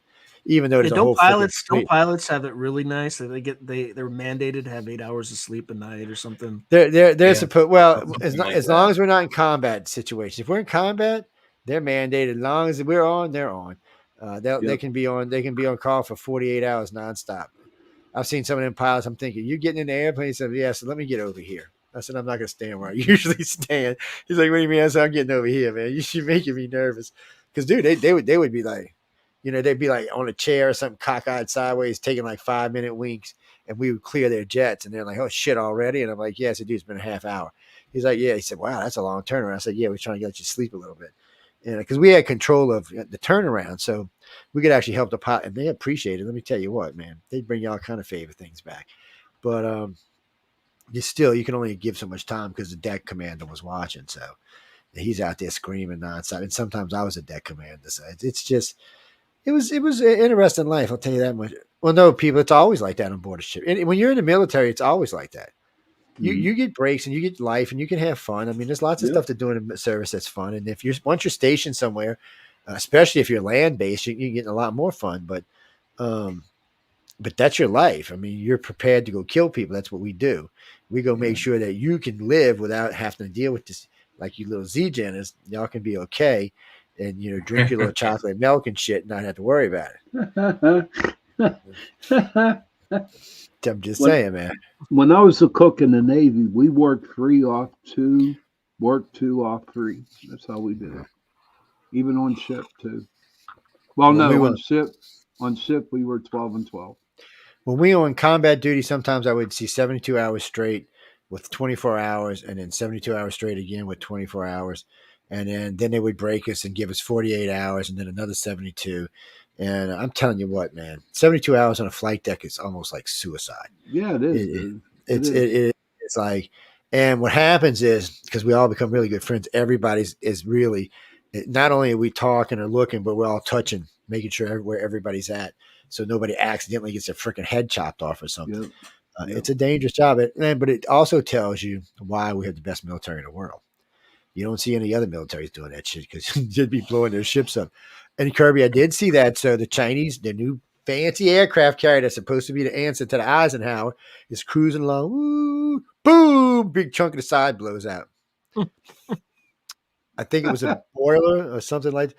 Well, no, okay, Pete. I don't know what actually runs that carrier. Maybe a nuclear, but whatever it is, most carriers, whether it's diesel or if it's diesel or some other kind of gas or nuclear, it turns a turbine. It creates steam. That's what it actually does. Yes, it turns a turbine. It can be direct turbine too. Some of them do direct, but some of them create. I don't know why they create the steam. It don't make it. In the old days, they did it because they used it for 2 reasons: one, to turn the turbines, and also to run the catapults. But today, the kinetic catapults, so they don't use steam anymore. So everything might be just direct. Maybe they have a steam backup. And they might. Oh, I'm sure. But these days, everything is pretty much direct drive. So it's basically a nuclear reactor hooked up to a prop. And how fast can I go? I don't know. Can I get it up on a plane? Let's find out. They can spin that prop fast enough to melt the fins on it. It's a different world now, and it's even though the Nimitz was a badass aircraft carrier, it's got nothing on the Eisenhower. The Eisenhower is just a beast. And there are hidden weapons that no one knows about in the Eisenhower yet. It's been leaked 4 times that there's at least 4 new weapons on board. And then there's the blast system, which has actually been released. So underneath the bottom of the decks and the carrier, all the way around, I don't know if it's water or air, whatever it's blasting. So if a ship's trying to approach it and gets too close, they just turn these on and it'll just push the ship down into the water, or it'll push it back away from them so they can shoot it. But it won't let them get close enough to the hull to touch it. At first, you know what I really thought it was? I thought it was something like out of Agents of S.H.I.E.L.D. where the carrier took off, because it looked like, when I seen it in action, it was like all these jets coming out all the way around. And I was like, is this bitch going to take off? I was kind of like, you'll see it. There's a couple of pictures of it here and there. And it got leaked out. Somebody probably got fired. The first time I seen it, the first picture I seen of it was either faked or hoax or something. But the second one I seen was real. And then I called a couple of friends and asked. I said, is this what? Every now and then I get lucky and I'll run across somebody who's actually got some information. But what do you mean top speed? I don't know what it is. The top speed officially of the Nimitz. Probably top secret. I think the top speed officially of the Nimitz was 60 knots. I think her actual speed was somewhere around 90, 95. One of my friends wouldn't even let me come back on the show because I said the real speed was like 95 knots. Joe, you can't be giving away classified military. See, I said, you don't think the Chinese don't know how fast our freaking carrier goes? Yeah. I said, they're probably out there with a stopwatch going, woo, look at that bitch go. Actually, do you know what else was crazy? Whenever we would pull into port, and this is true, whenever the carrier that was on the Indy, we'd pull out from port, and you would have so-called shrimp boats following us out, right? About 10 of them. And you could just see all the antennas that were on spy top boats, of these. yeah. Oh my God, it was crazy. They were spy boats that looked like shrimp boats. It was, those were the days, Joe. Those were the days. It was in. Oh man, so we're out there. We're Westpac somewhere, just across the equator. And I wasn't a newbie this time, thank God. And they're out there hazing the newbies like they always do. And you see this big trawl that's coming by. It's getting pretty close. All of a sudden, out of nowhere, comes look like an Agus cruiser just comes boating alongside of it. bloom, bloom, bloom, starts cutting in front of us, and another one starts cutting in front of us, and then two more come up on each side of us, and you're sitting there like, oh shit, is somebody getting ready to attack us or something? Because this is an attack formation. I'm like, what the hell's going on here? We all of a sudden, I hear that it's a KK alert, means we're bringing planes on deck. I'm like, what? And then my boy calls me from Ordnance and says, Joe, they're all loaded. I'm like, what do you mean they're all loaded? He said, they're all loaded. I said, okay. So we get them on deck, we put them in the air, and as soon as the planes went up, this thing just makes like a as sharp as you could turn in a big funky ass boat like that. It was too late, man. Them two Agus's, one was on each side, or whatever these cruisers were. One was on each side, just sitting there going, "Hello, what are you doing here?" And they, you know, the old days they were using the light thing, which is cracking me up. I'm thinking, come on, people, pick up the radio and talk to somebody. And then I'd like to share one more story. When we were out at sea refueling, the Russian ships would actually come up in between the tank, the oil ship, the gas ship or whatever, and our ship. And we would have to break lines all the time. So, and this is true. They would throw eggs at us, and in return, we would throw tomatoes and eggs and anything we could at them, you know, as they cut us up the middle, man. It was great. It was fun. But we had to break lines all the time.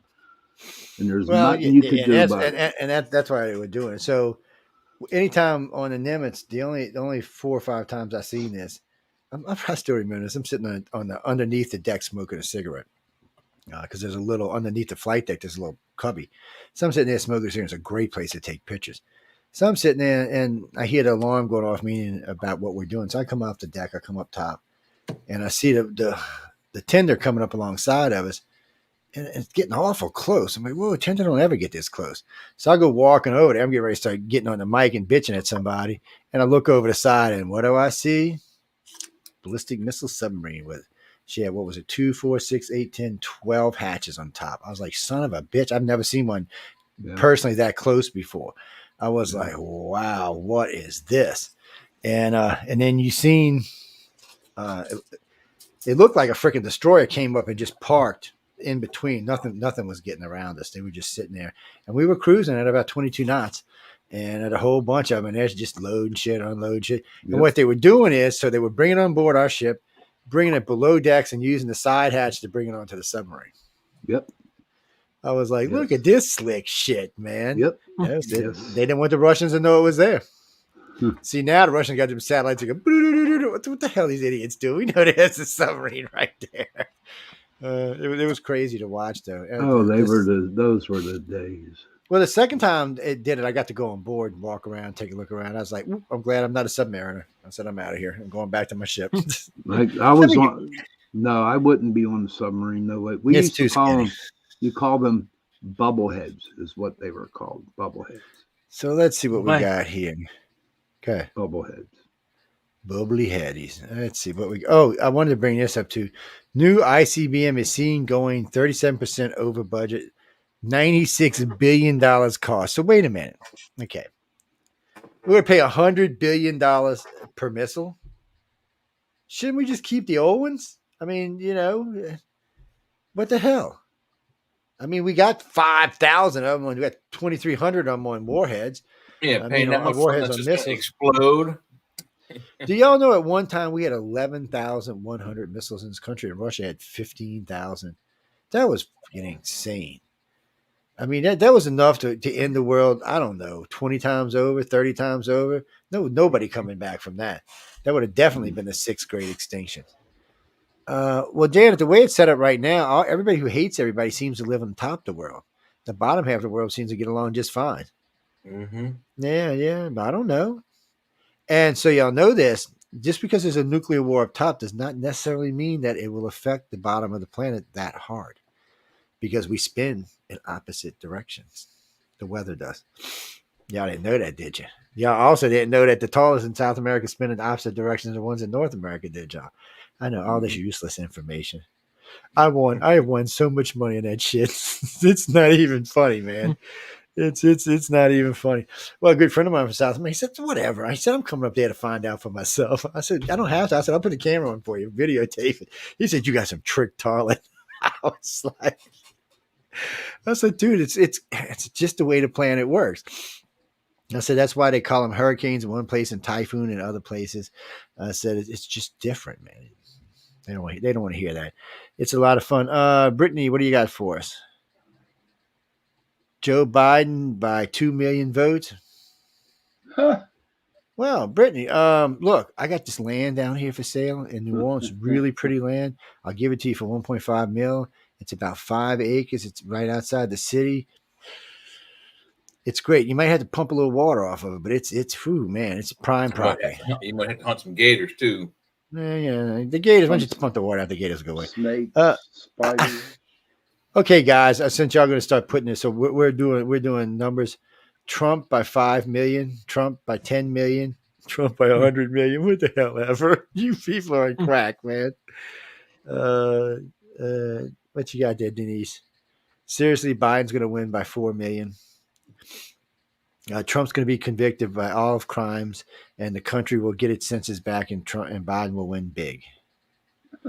Well, I mean, he's got a 9 million person lead, right? They just imported 9 million voters. Yeah. Well, you know what's funny about that? So just had to just piss Biden off, beyond. So, Border Patrol, and so they won't let. They're not well anyway. The Texas police and Rangers won't let Border Patrol down there.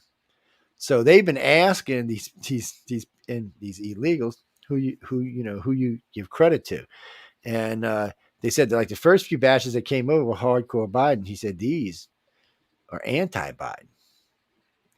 So I don't know what's going on. I think somebody down there is well, they're probably pushing them. But what's really funny about this Trump voters, that's what they're doing.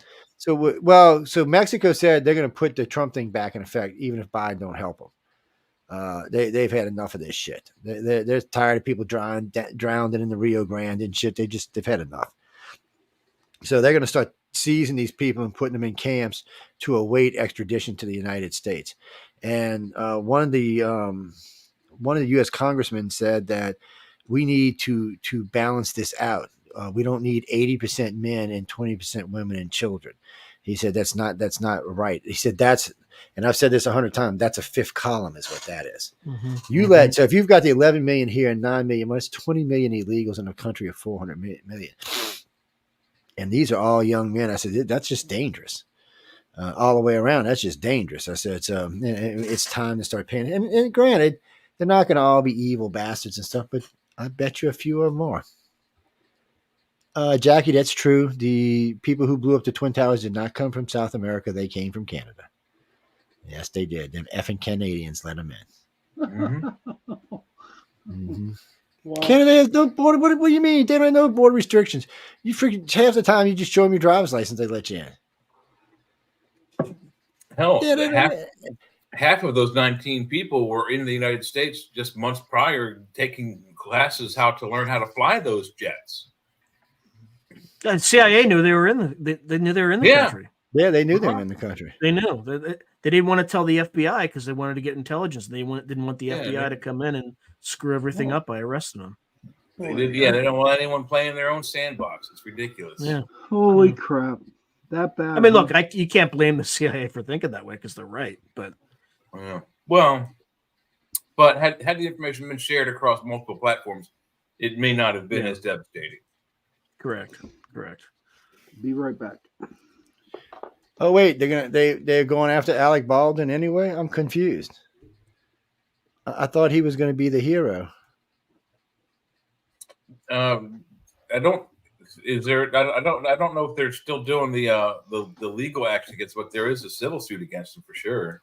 So let's see. Let me share this. Let's find out right quick. Let me share this. Present.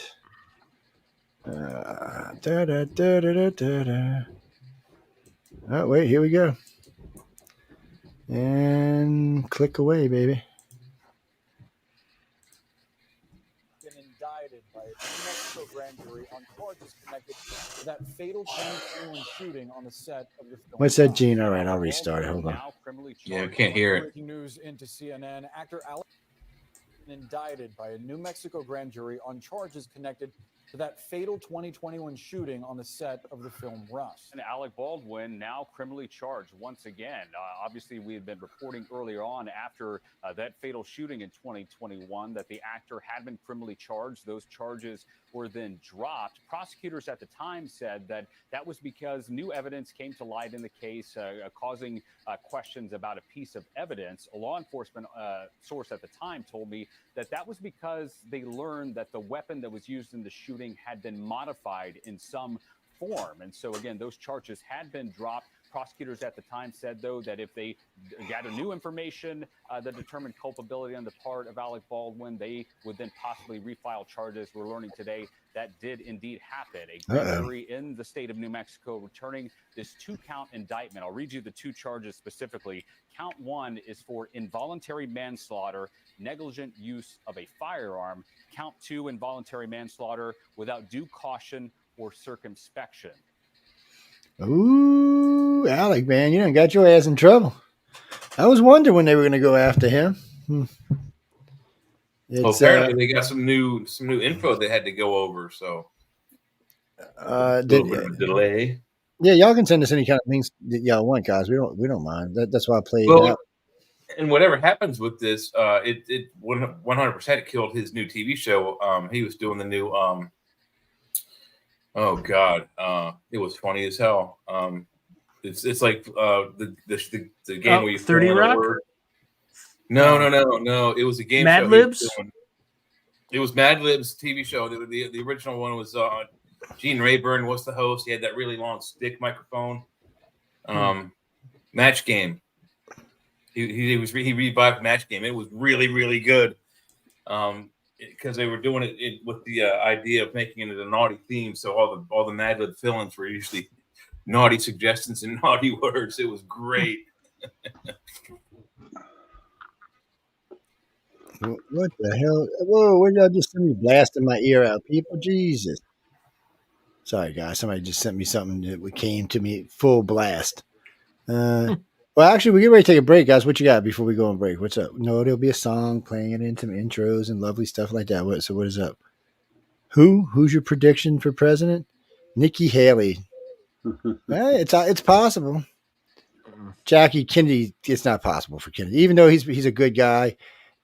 You can't talk like this and be president of the United States. I hate to tell you that. Yeah, it's just not a really good idea to be president with the last name Kennedy. I mean, but I mean, the guy's smart. I've listened to him talk. He's got his shit together. But the problem is, Jack was smart. I mean, he was a smart president. Bobby was smart. Ted was smart. Bobby and Jack could talk smoothly though, so they had it easier.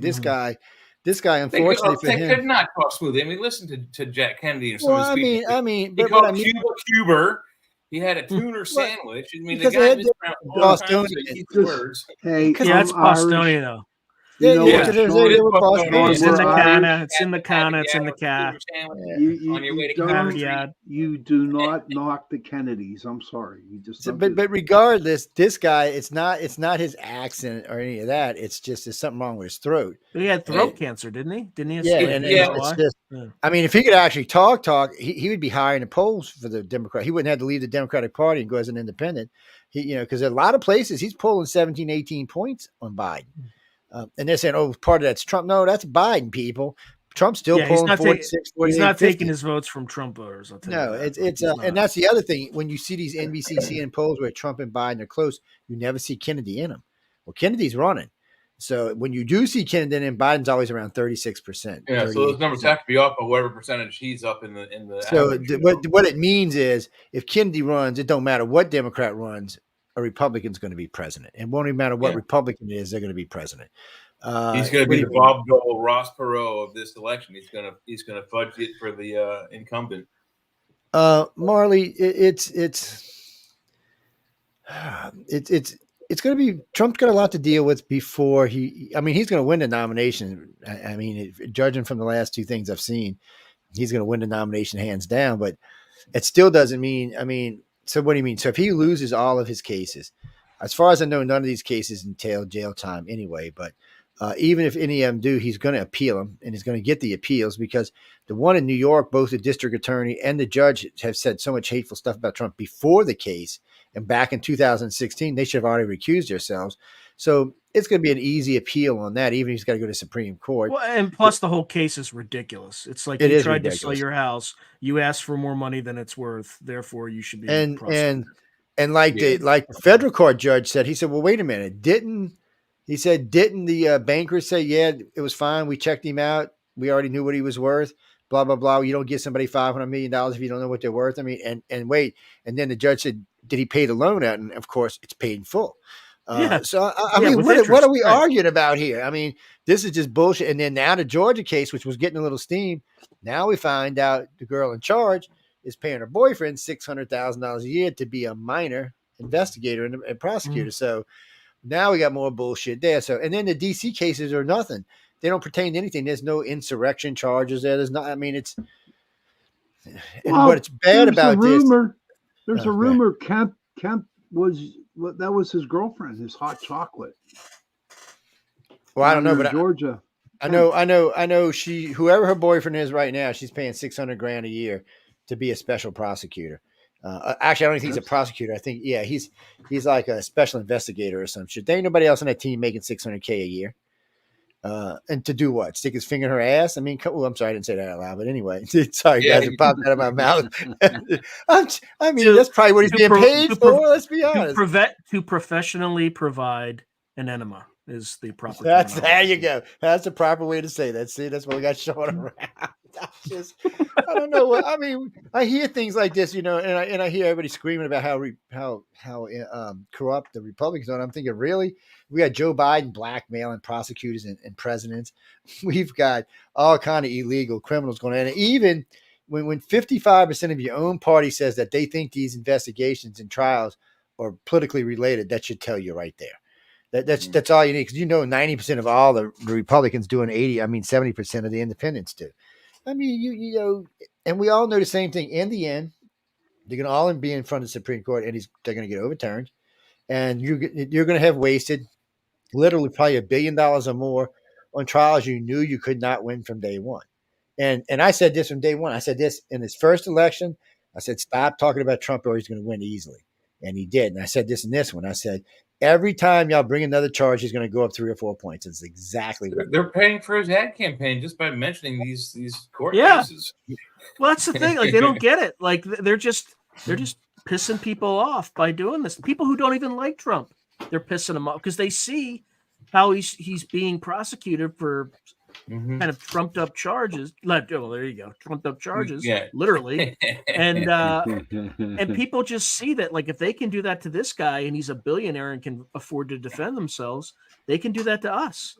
They can just make stuff up, and people that love Trump love him more, and people that didn't love him are loving him now because of the. Well, it's not that they're loving him; they're just like, we need to vote for anything that will, against this crew that's running the government. Even if they don't like him, people are going to vote for him. Hey guys, I have a question for you. I'm not really knowledgeable in politics, but when Trump won, was it Illinois or Iowa?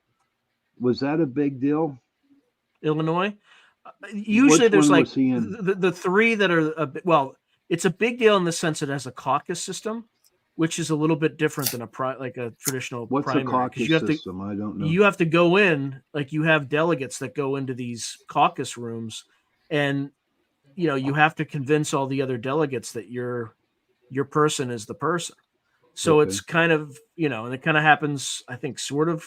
I don't know the exact term, framework about how it's run, but it's a little bit different. But I think the first three typically tend to be Iowa, New Hampshire, and South Carolina. And the person that wins the majority of those three generally tends to be the front runner. Okay. So, I was wondering about that. All I know is that I saw Rachel Maddow. She was like really depressed and wouldn't talk about it, and she was like really sad about how Trump won so fast. What was it? 35 she contributed minutes? to it. Like, she should blame herself for, like, demonizing the guy for keeping the attention. Like, if they had just ignored this guy, Just like after the election, just stop giving them press coverage, not like done this whole political theater about January 6th. He would have gone away, right? We'd be talking about DeSantis now, but they just wouldn't let it go. Yeah. They just would not let it go. And all it does is it pisses people off, right? When they see that they're arresting people for, just showing up on the lawn after all the signs have been removed. Like, people are getting hauled into jail for what? Just for like standing in a field and gawking. So like, it's just, that is really disturbing to people. And this is just the result of that. It should have been obvious 4 years ago that you just kind of ignore the guy, just let him quietly go away. But, they just magnified him. And that's the truth. If they would have just shut up when Hillary was running, I don't know. With Hillary, it was going to be hard because she was so corrupt, nobody wanted to vote. And what sucked was I liked Hillary. And then all of a sudden, I was like, God, you're the most evil bitch on the planet. It got to the point where you couldn't trust anything that came out of her mouth. There was so many scandals around her that it just wasn't even funny anymore. By the way, did you see Jamie Dimon's comments at Davos, like the head of JP Morgan, CEO of JP Morgan, about MAGA? Did you see that? I didn't see it. So this guy's, he's traditionally a Democrat. He's but like very centrist kind of mentality. And he openly said, like, Democrats, you got to stop demonizing people who, half the country, and saying that they cling to their guns and beer and this and that. Like, just because they're going to vote for Trump doesn't mean they are Trump, right? And then, so of course, somebody throws in, because they're, the media is like, well, he's like, what about he kind of said the China fluence. He's like, I'm not saying that, like, he's a likable guy, right? And I'm not saying he didn't say things that were, offensive and stuff to that people, but he was right about NATO. He was right about the economy. He was right about the pandemic, right? And it's just like, you can't ignore, like, the economy actually did well while he was there. Whether or not it was him or something else, right? You can debate that until the cows come home.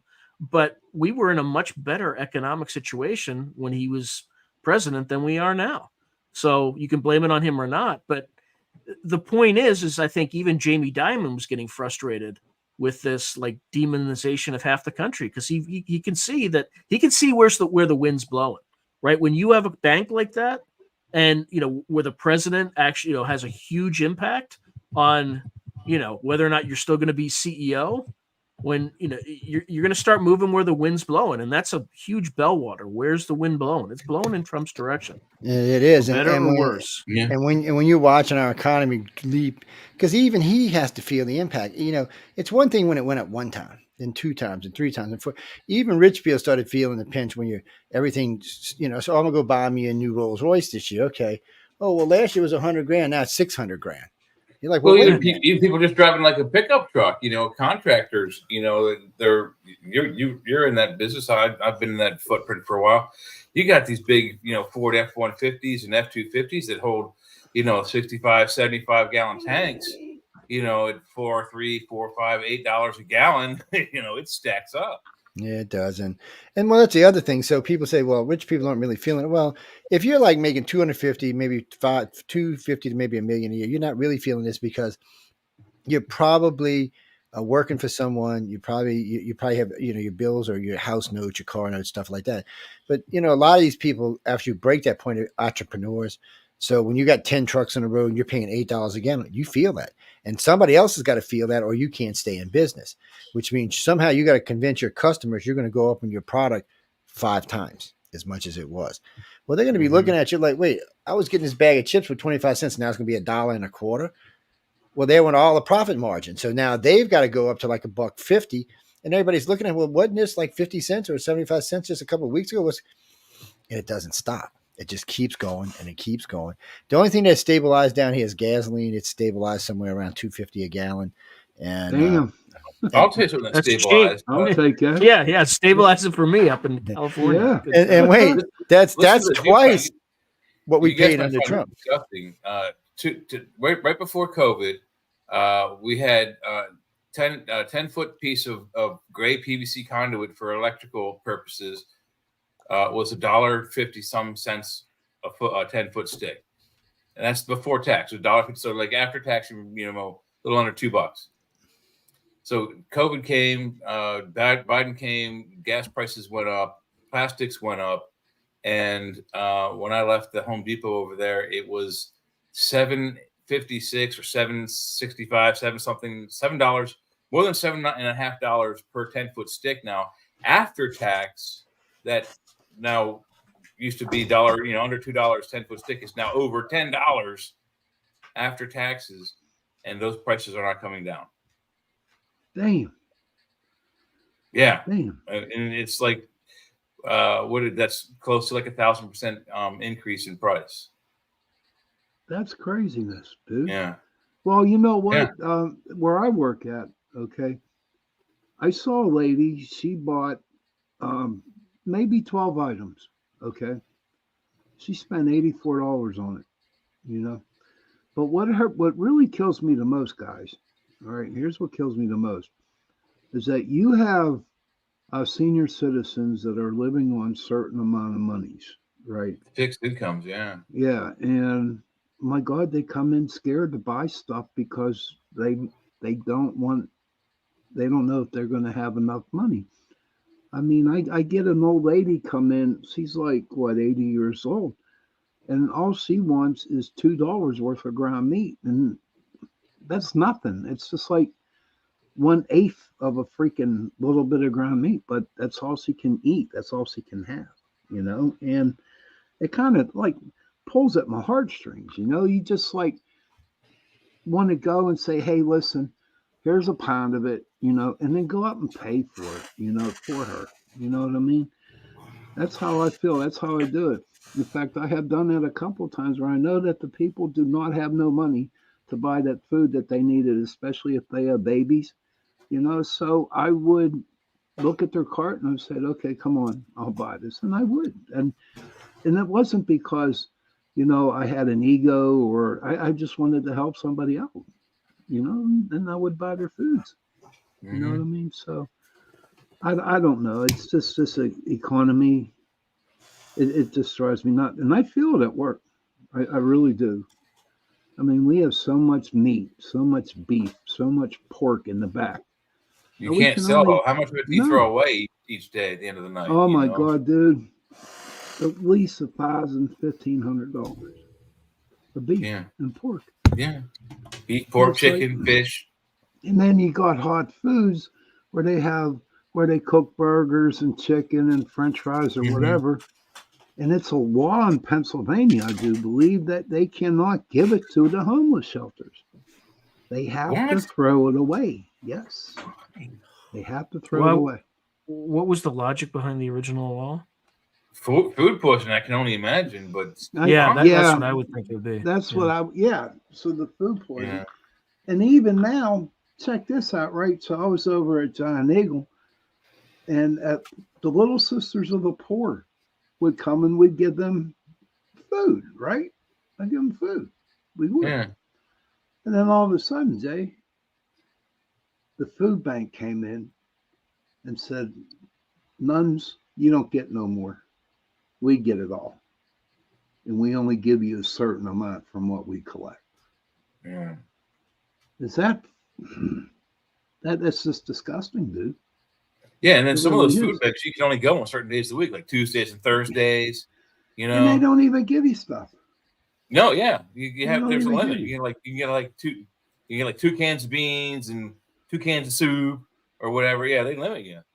I mean, now there's like once or twice a month, the food bank will come in and they will like order 70 1-pound packages of ground meat and 70 either a pound of thighs or a pound of legs. You know what I mean? And then we do that for them and we distribute it to them. We don't, but the food bank comes in and gives it to the people.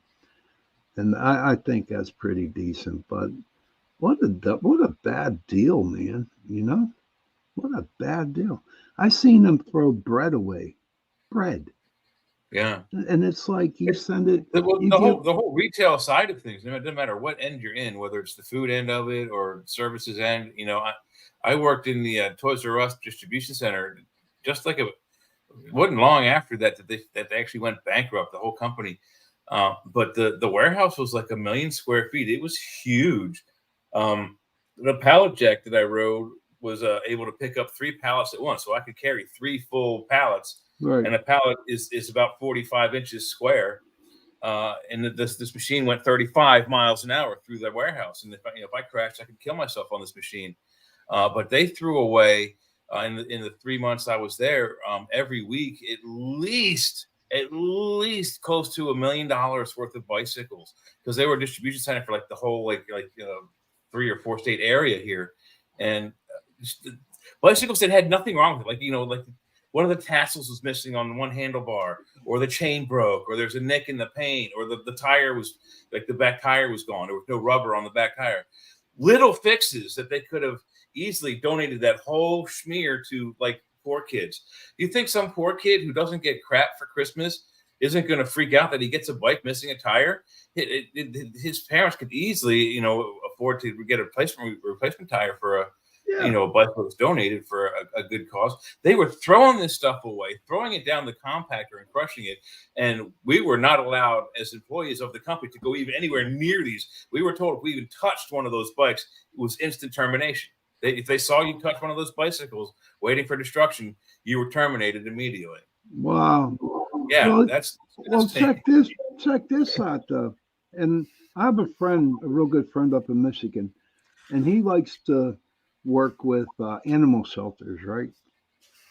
And so he put out this thing on Facebook, and he said the CEO of the ASPCA, he makes $7 million a year. Wow, it's a nice gig. Yes, makes all that money, and he keeps telling people for a nonprofit. Yeah, that's more than a lot of CEOs make. Tell me about of it. Profitable companies, nonprofit organizations. They fire me, but the Salvation Army, same way. Their CEOs make a ton of money, during Christmas, but the 7 million, and it's like my friend Mark, he keeps telling them, donate to regular shelters. You know what I mean? Give to the shelters, not for that the ASPCA, work with. But I tell you what, one time when that first came out, I donated, and I'm telling you what, my God, they're just like leeches. They just want more money, more money, more money. And it's like, it's not surprising. It's a problem that we created. The animal population is a bit, difficult to handle, and it's very expensive. I mean, have you ever noticed if you have any pets, how much more expensive animal healthcare is than human healthcare? I mean, if you have insurance, you better get insurance. You really do need to get pet insurance. It's that much more helpful. I mean, it's $60, $70, $80 a visit just for a checkup. When you go see your doctor, it's normally like $40. Cat is. Do they sell pet insurance? Oh yeah. Do they? Yeah. I don't even recall that being a thing when I was growing up, but in recent years, that's a thing. Animal and cat and dog insurance actually did start coming about like the late 70s, early mid 80s, but it wasn't really a big thing. But nowadays it is. I mean, we know that big pharma and animal pharma and medical stuff in this country is definitely a for-profit organization. It's a gig. They're making so much money off of it. But for any kind of I think pet, it's 1/6. I think it's like 1/6 of the U.S. economy is pharma. It's ridiculous. At least that, and anything that is for your pet is at least double medical for you as a human being. And then if you have a specialty pet like a bird or a snake or an exotic fish, it's even more expensive. Craziness, man. It's just this is craziest. And I would love to save every animal out there, but I just can't do it. You know what I mean? The people who own dogs that treat them like shit should actually be put into freaking prison or something like that. That's one thing I do believe Biden did, or was it Trump? One of them did make illegal a felony to harm an animal. I think it was Trump during his administration. So there is now a nationwide federal felony to cause harm to an animal. And then the dog fighting, huh? You don't hear too much of that in the news anymore. No, that still goes on, but you know, the big stink with that was, what was that Falcons quarterback that got into that? Michael Vick. Yeah, Michael Vick. Yeah, it ruined his career. You don't hear anything about him anymore, do you? Yeah, well, he does some like sit-in broadcast with the football, but he was hired by the Steelers after he got out of jail because they needed a quarterback. And, yeah. But he, you know, what he did was bad. Okay, and there's no question about it. And he did his jail time. What gets me mad? But what gets me mad the most is that people still go after him critically. You know, like they just destroy him. Like you were a dog. Yeah, I mean, you don't have to like. Yeah, he's done it. He's done it. It's over. Right? You know? It's over and done with. Let the man get on with his life. But people won't do that. And it's not so much Michael Vick, it's like everybody. Well, yeah, it's like the cancellation thing. You say one mean word and suddenly your life is over. Oh, dude, yeah. I've seen that. It's out of control. Happen. It's out of control. Mm-hmm. And it's just like, do your research. But people won't, because they'll hear Joe say something bad about me, and all of a sudden, Joe tells everybody else about me, okay? And my reputation is destroyed in a heartbeat. It's like destroyed in an hour. And you know what? That has happened to me many a times. Yeah. But you know what? I just keep hanging in there. I just keep hanging in there, and I'm thinking, you know what? Maybe this was supposed to happen to me. So I took a good, view, or I took a good stance about one person saying one bad thing to other people about anybody, they're done. They are done. Especially if they do it in private, the whisper campaign. Like you can destroy somebody that way, and you can make stuff up. Yes. And it can, and I mean, people, there's a reason. You ever read Dante's Inferno? No, no. The ninth level of hell. I know of it, but I haven't read it. The ninth level of hell is the worst level of hell, obviously. But can you guess who it's for? By the way, and it's not hot; it's cold. Oh, really? And do you know who populates the ninth level of hell? Who's that? Rapists. Traitors. Traitors. Oh. Betrayers. Oh. People who do exactly the thing you talked about. Really? Oh, wow. Mm-hmm. Yeah, because it's the most insidious thing you can do to somebody. Judas right? is And scary. it destroys. Yeah, it unravels. It's like a civilization unraveler. Because you do that to enough people, you have the Soviet Union, right? Where good people aren't in charge anymore. It toppled the top of the leadership of Rome several times. Mm-hmm. I mean, it's literally that's how Caesar was murdered. He was stabbed in the back by all his friends. Yep. And you know what the sad thing about it is? It will never end. No, it will never end. No.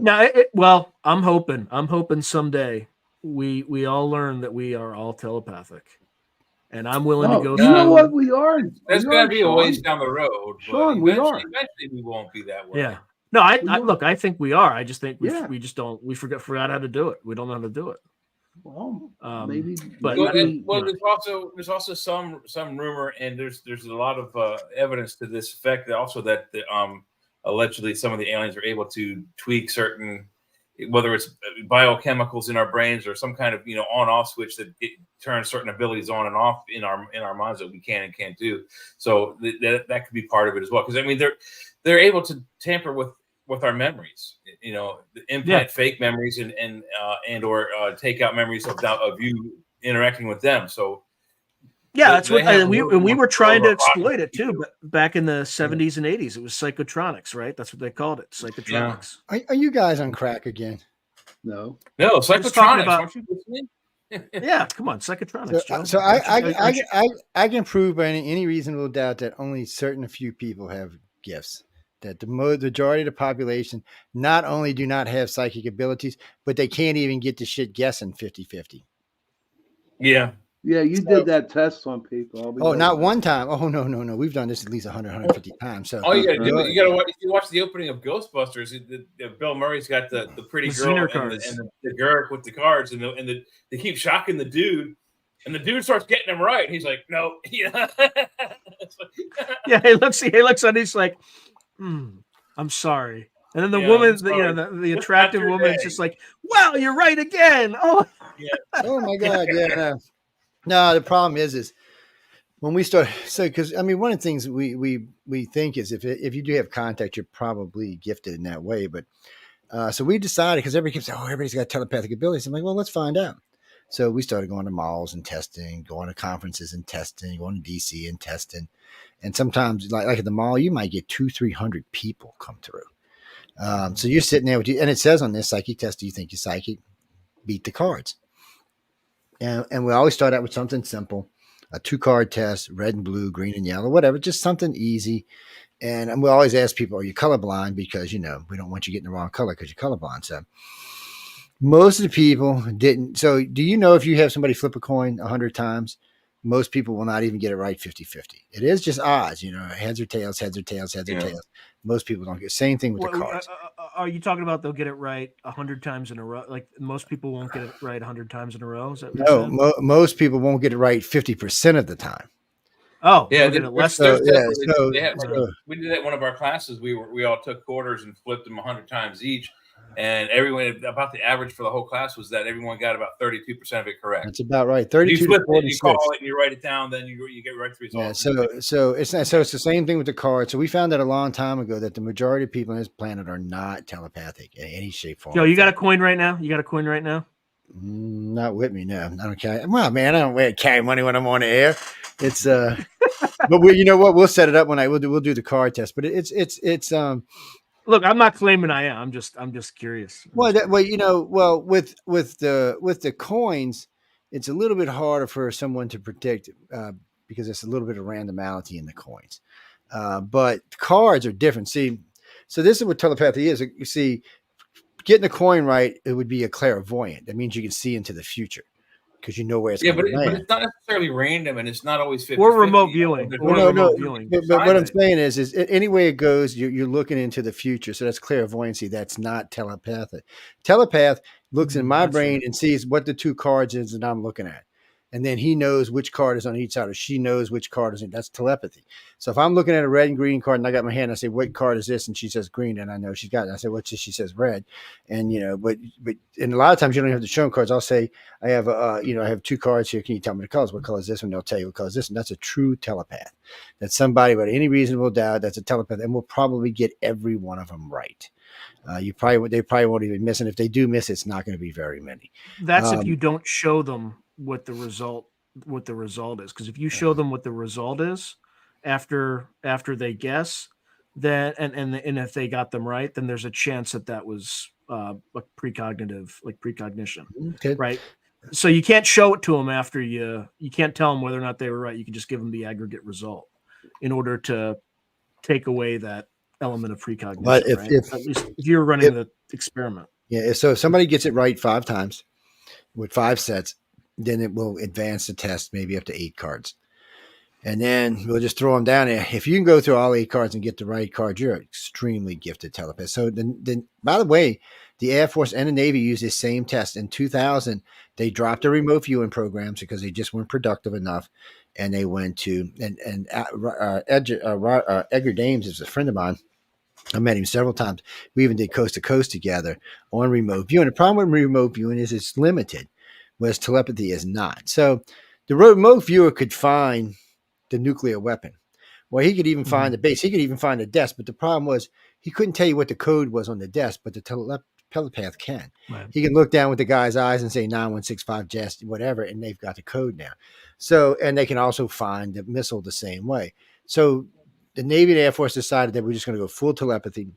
Edgar Major, no, they retired him. They retired the whole group.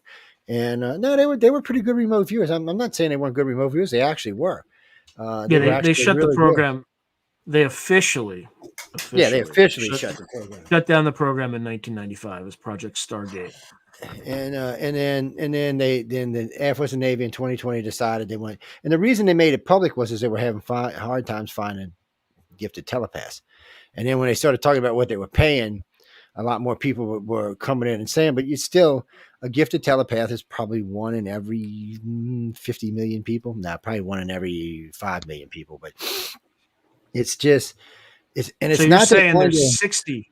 There's 60 in the United States. That's what that implies. Yeah, there's not a lot of them. And you can tell this because they're not being used for anything. So here's a real good one for you. You know, I ask people this all the time. Telekinesis. How many people in the world do you think possess telekinesis? Not me. None. Yeah, not many. None. You know how you know none? Because Putin's still alive. Xi Jinping is still alive. Donald Trump is still alive. Anybody who had somebody with that kind of abilities out there. So all Trump would have said to do if he had somebody who had telekinesis, say, okay, I'm tired of Kim Jong-un. Squeeze one of his arteries, make him have a heart attack, whatever. It would look like Kim had a heart attack and nobody would ever question it. And it would go on. And you could do, give Putin an aneurysm. So, but nobody does that. So those abilities just don't quite exist on our planet yet. Well, and no one's paying Randy's $1 million yet either. To be fair, though, if we had those capabilities, the Russians likely would have those capabilities. And if we started dropping Russian leaders dead, soon enough, they would figure it out. They would have to know it was us. They might have been the Chinese. And you'd have like an unstable. But to be fair, I've never heard of people with telekinetic ability. The most I get is like psychokinesis that I've heard of, like Lynn Buchanan, right, and stuff like that. There's been a few people out there that has some gifts, but the real hardcore gifts are hard to find. There's a hand, and the reason this is what's so odd about this. So the amount of people who are listed as contactees in our country is about the same amount of people that is listed as having telepathic abilities. It's more than a coincidence. So anytime your numbers are that close together, it's way more than a coincidence. Yeah, but they're abducting more than 60 people. Yeah, they're abducting. No, well, telepaths worldwide. So be abducted. I would imagine telepaths in the United States are probably somewhere 15 to 25 million, easy. Give or take one or here two. The abduction population in the United States is almost exactly the same. It's worldwide. It's almost exactly the same. And we won't even interview someone as an abductee or a contactee if they're not at least empathic, because we don't. I don't think the aliens even would bother with anybody who's not. To them, you're cannon fodder. If you're not a telepath or an empath, you're wasting their time. They're not going to look at you. To them, you're has been. You're the old part of the new world on this planet. They're not interested in you. You're dying out. Eventually, you're going to go extinct. It's that same 15% that have the colored eyes and the different kinds of blood. It's that same group of people. RH negatives. The RH negatives. It's the same group of people. What's the colored eyes? What's that? Well, so this is what's weird. So before about 60,000 years ago, everyone on the planet had brown hair, brown eyes, brown skin. Everybody. Oh yeah, like about 10,000 years ago, they started seeing. No, it was about. Well, this is what happened about 40. Yeah. About 45,000 years ago. So nobody knows this or nobody pays attention to it, but RH negative is only 45,000 years old. Before that, everybody had RH positive on the planet. Everybody. There was no exceptions. Everybody was RH positive. RH negative is a mutation, and it's a bad mutation, or it was intended to be a bad mutation. Remember, RH negative is a baby killer. Until the anti-denigen G gene was invented, it killed babies. In the old days, you used to have to get a blood test before you could get married in case you were not compatible. It was an RH negative. I did too. An RH negative and RH positive could not have children together.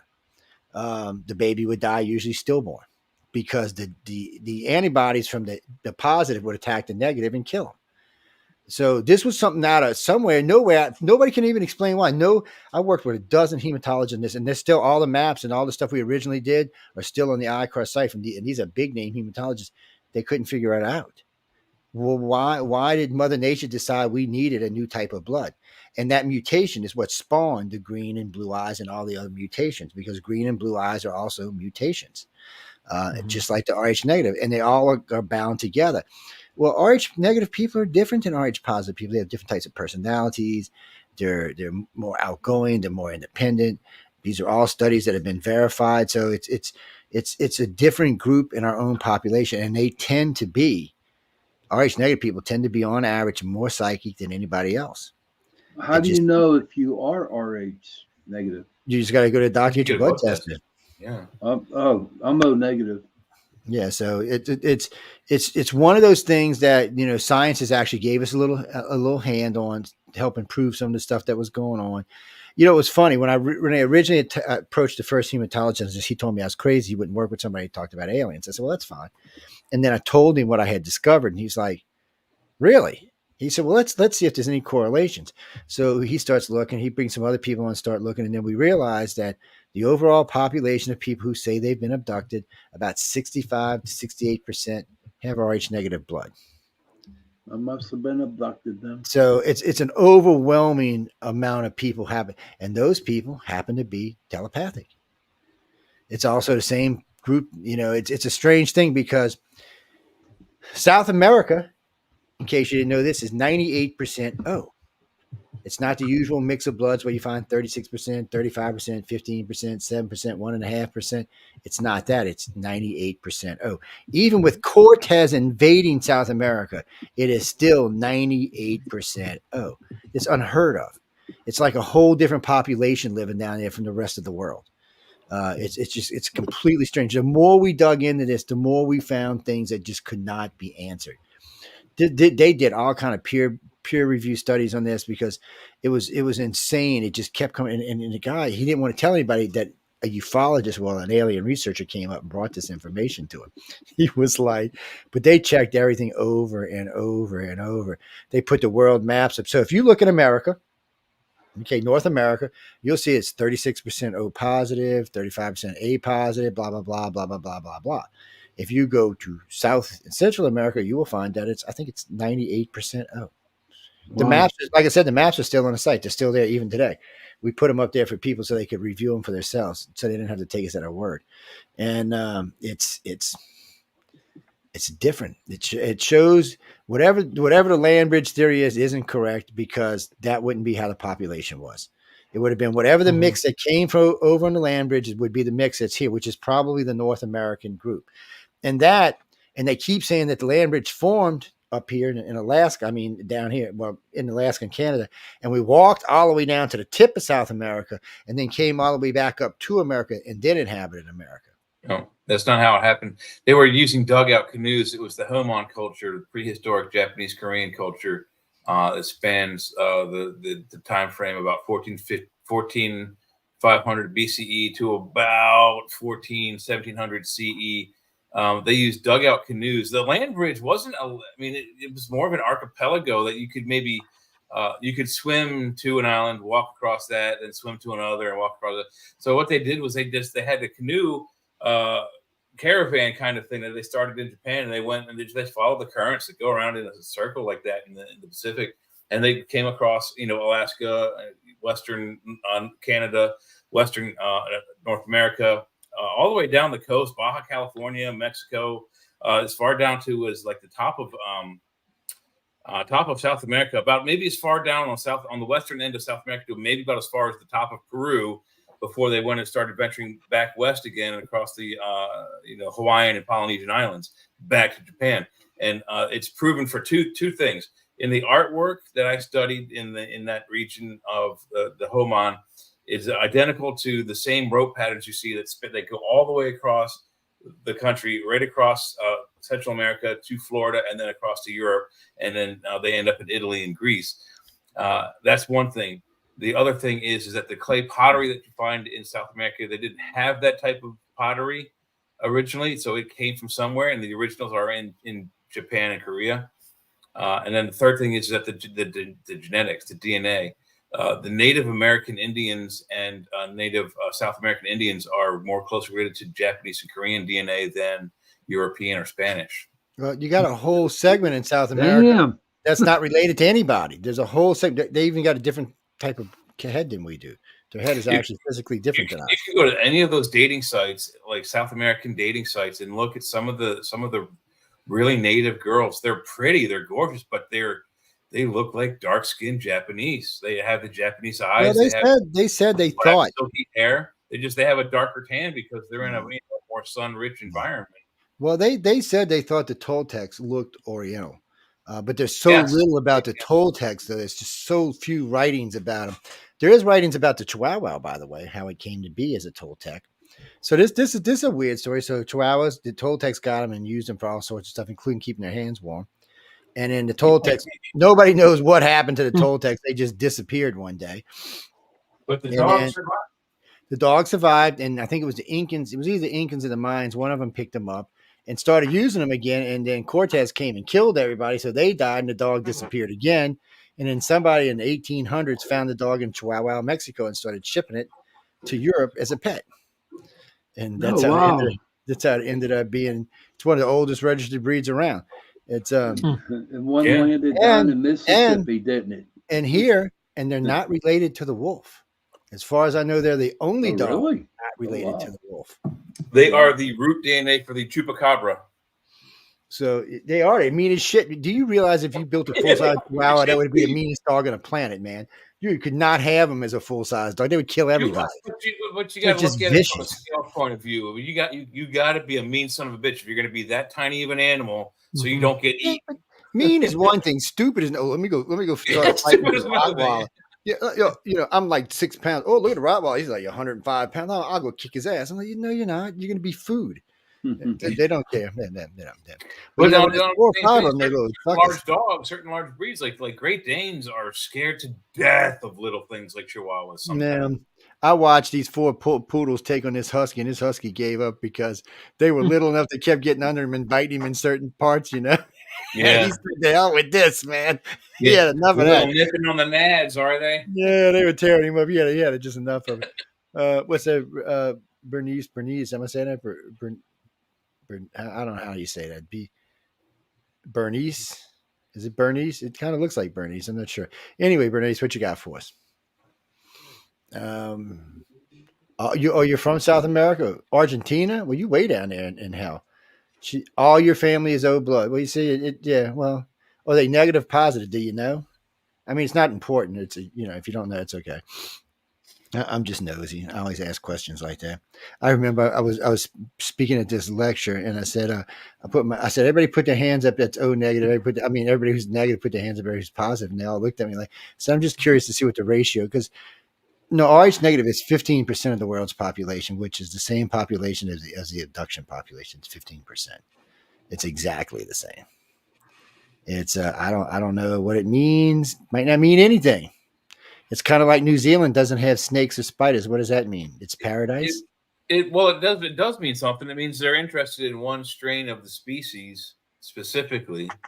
And we talked about this before in the show, is it some sort of, is it the Kwisatz Haderach breeding program? Are they trying to get, a certain trait out of the DNA that's not evident right now, that they can change their bodies and or fix whatever's going on with their, physical forms? How do you know if you've been abducted? That's the question. 99% of people who've ever been taken will never know. They'll never, ever know. Yep.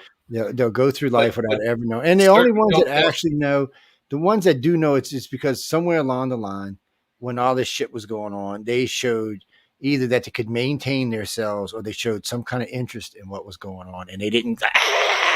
And so they put them to work, for lack of a better saying. So for me, it's different because, I've done a lot of voice stress on these people, and I've seen a lot of them polygraphed. And, neither one of those are 100% accurate, but for the average everyday Joe, they are 100% accurate. Now, if you're a polished liar, that's a whole different story. But if you're just an everyday person, oh no, you're not going to lie through one of these. And I also have degrees in body language and facial recognition. So you're not going to be able to lie to me. And usually I'll put them under a soft hypnosis, like a level 4, level 5, where they're still mostly kind of in control of what's going on. So, and then I'll put the voice stress meters on and I'll start asking questions. And then the voice stress meter lets you know right off the bat. So let me say, I'll say, well, Sean, you said the alien was, or I won't even use words like, so you saw there's something coming out your door and you said it just grabbed you. And then you turned around and you saw this. Now, when I ask you this question and that meter does this, you're lying to me. Okay, there's no way that you just got grabbed by an extraterrestrial and there's no stress. Right, it'll jump up. Right. That bitch will be all over the place. So those kind of things help you out. They help. It's like a shortcut because a lot of people say they've been taking them. Most people haven't been. And somebody asked me the other day, can you prove absolutely conclusively that it's aliens? I said, what do you mean in aliens? That extraterrestrials from other planets, extra dimensional? I said, really and truly, if anybody was to say, hey, they're from here, it's iffy skiffy. I mean, there's a lot of information that comes out of contactees, and there's a lot of stuff that the government is personally looking for because they know that certain groups of people are being given certain information. That's why there's, somebody asked me one day, what's the best proof for extraterrestrial abductions? Military abductions. Mm-hmm. There would be no need for the government to do military abductions if they didn't think aliens were taking you. They would just say, well, these people are crazy, and they would go on about their lives. And there would be. But going on to John's question, there are some telltale signs that if you have been abducted, most people aren't aware of the time lost thing because you have to be reminded of the lost time for that to be, like if you were driving with someone like with Betty and Barney Hill, they're like driving, they expected to be home at X time, but they got home at Y time, 2 hours difference, and like. Why did it take? I wouldn't these days. I wouldn't look for missing time as much as I would look for it's too hard. Gain time or screwed up time. Aliens are smarter. So this is what another weird thing. So about 1995, we noticed that missing time was going away. We weren't getting these cases with missing time, and nobody could figure out why. Well, it wasn't that hard to figure out why. The aliens realized, or whoever realized, we were tracking them by the missing time. That's how we were determining what was a real case. Also, they used to go with these cover memories. It was never cover memories. That's not what they were. They were trigger memories. A trigger memory is to let you know something happened to you. You're sitting out there when you see an owl this tall. That's not a cover memory. That's to remind you something happened to you. It's to keep it fresh in your mind so your brain will start working on what's behind that image. That's what they are. They're trigger memories. That's because whoever this is that's taking you wants you to remember and wants you to be part of it. And the government, once that happens, and this is what happens to people, they start remembering certain things that the government found fascinating. They go somewhere and speak about it, and the government says, oh, well, thank you. Let's take you for a little ride. Now, it was a hard thing to prove military abductions, but we've actually proved they actually really exist. We've actually busted people on them. We've had people come out and actually fess up to it. So we do know for a fact now that the government does take it. We've had people from the military, several people that's come on and actually talked about what went on in the military, what they were ordered to do, and how they were doing it. So the military abductions exist. So if the military abductions exist, whatever else is being abducted exists as well. So when they abduct people, they abduct contactees, but do they pose as ETs, or do they just... No, the government just takes your ass. Kidnap them. Yeah. What the hell do they do with them? You're usually so drugged that they often are the military abductee style events are that people do describe them as they don't know that they're human. They think they're alien, but they can't be quite sure. With the alien abductions, almost everyone is 100% certain it's not a human being. But the alien abductions, they also give almost everybody who's abducted, especially if they're abducted regularly, has an implant somewhere in their body. And an implant that's in a place where it would take the most skilled brain surgeon we have on the planet to even put there, let alone remove from there. And one of the most famous cases is the guy had an implant that was put in behind his eye, like on the back side of his eye, but from the back of the brain. That you if you were to try to operate and get that out of there, you would kill the man. So there's some strange things about that, but that's how they're being tracked. The military doesn't do that. They can't put these. Well, but I mean, the military do use chips to track you. Pathology though, when they come out, that foot doctor, I forget his name, forget his name. Stephen Greer. Not Greer. Dr. Lear. Dr. Lear, yeah. He took out like 25, 27 different devices. Yeah, he was working with Daryl Sims. And they had one of the first ones they did. They have a guy standing there with an EM reader that there's a signal coming out of the device, and then when he cuts it away from the guy's skin, the device stops making noise. There's no more EM thing, and then they. Yeah. Are you all familiar with the Terry Lovelace case? The name sounds familiar. Yeah, I interviewed him, and he was showing me X-rays of devices that were in his knee.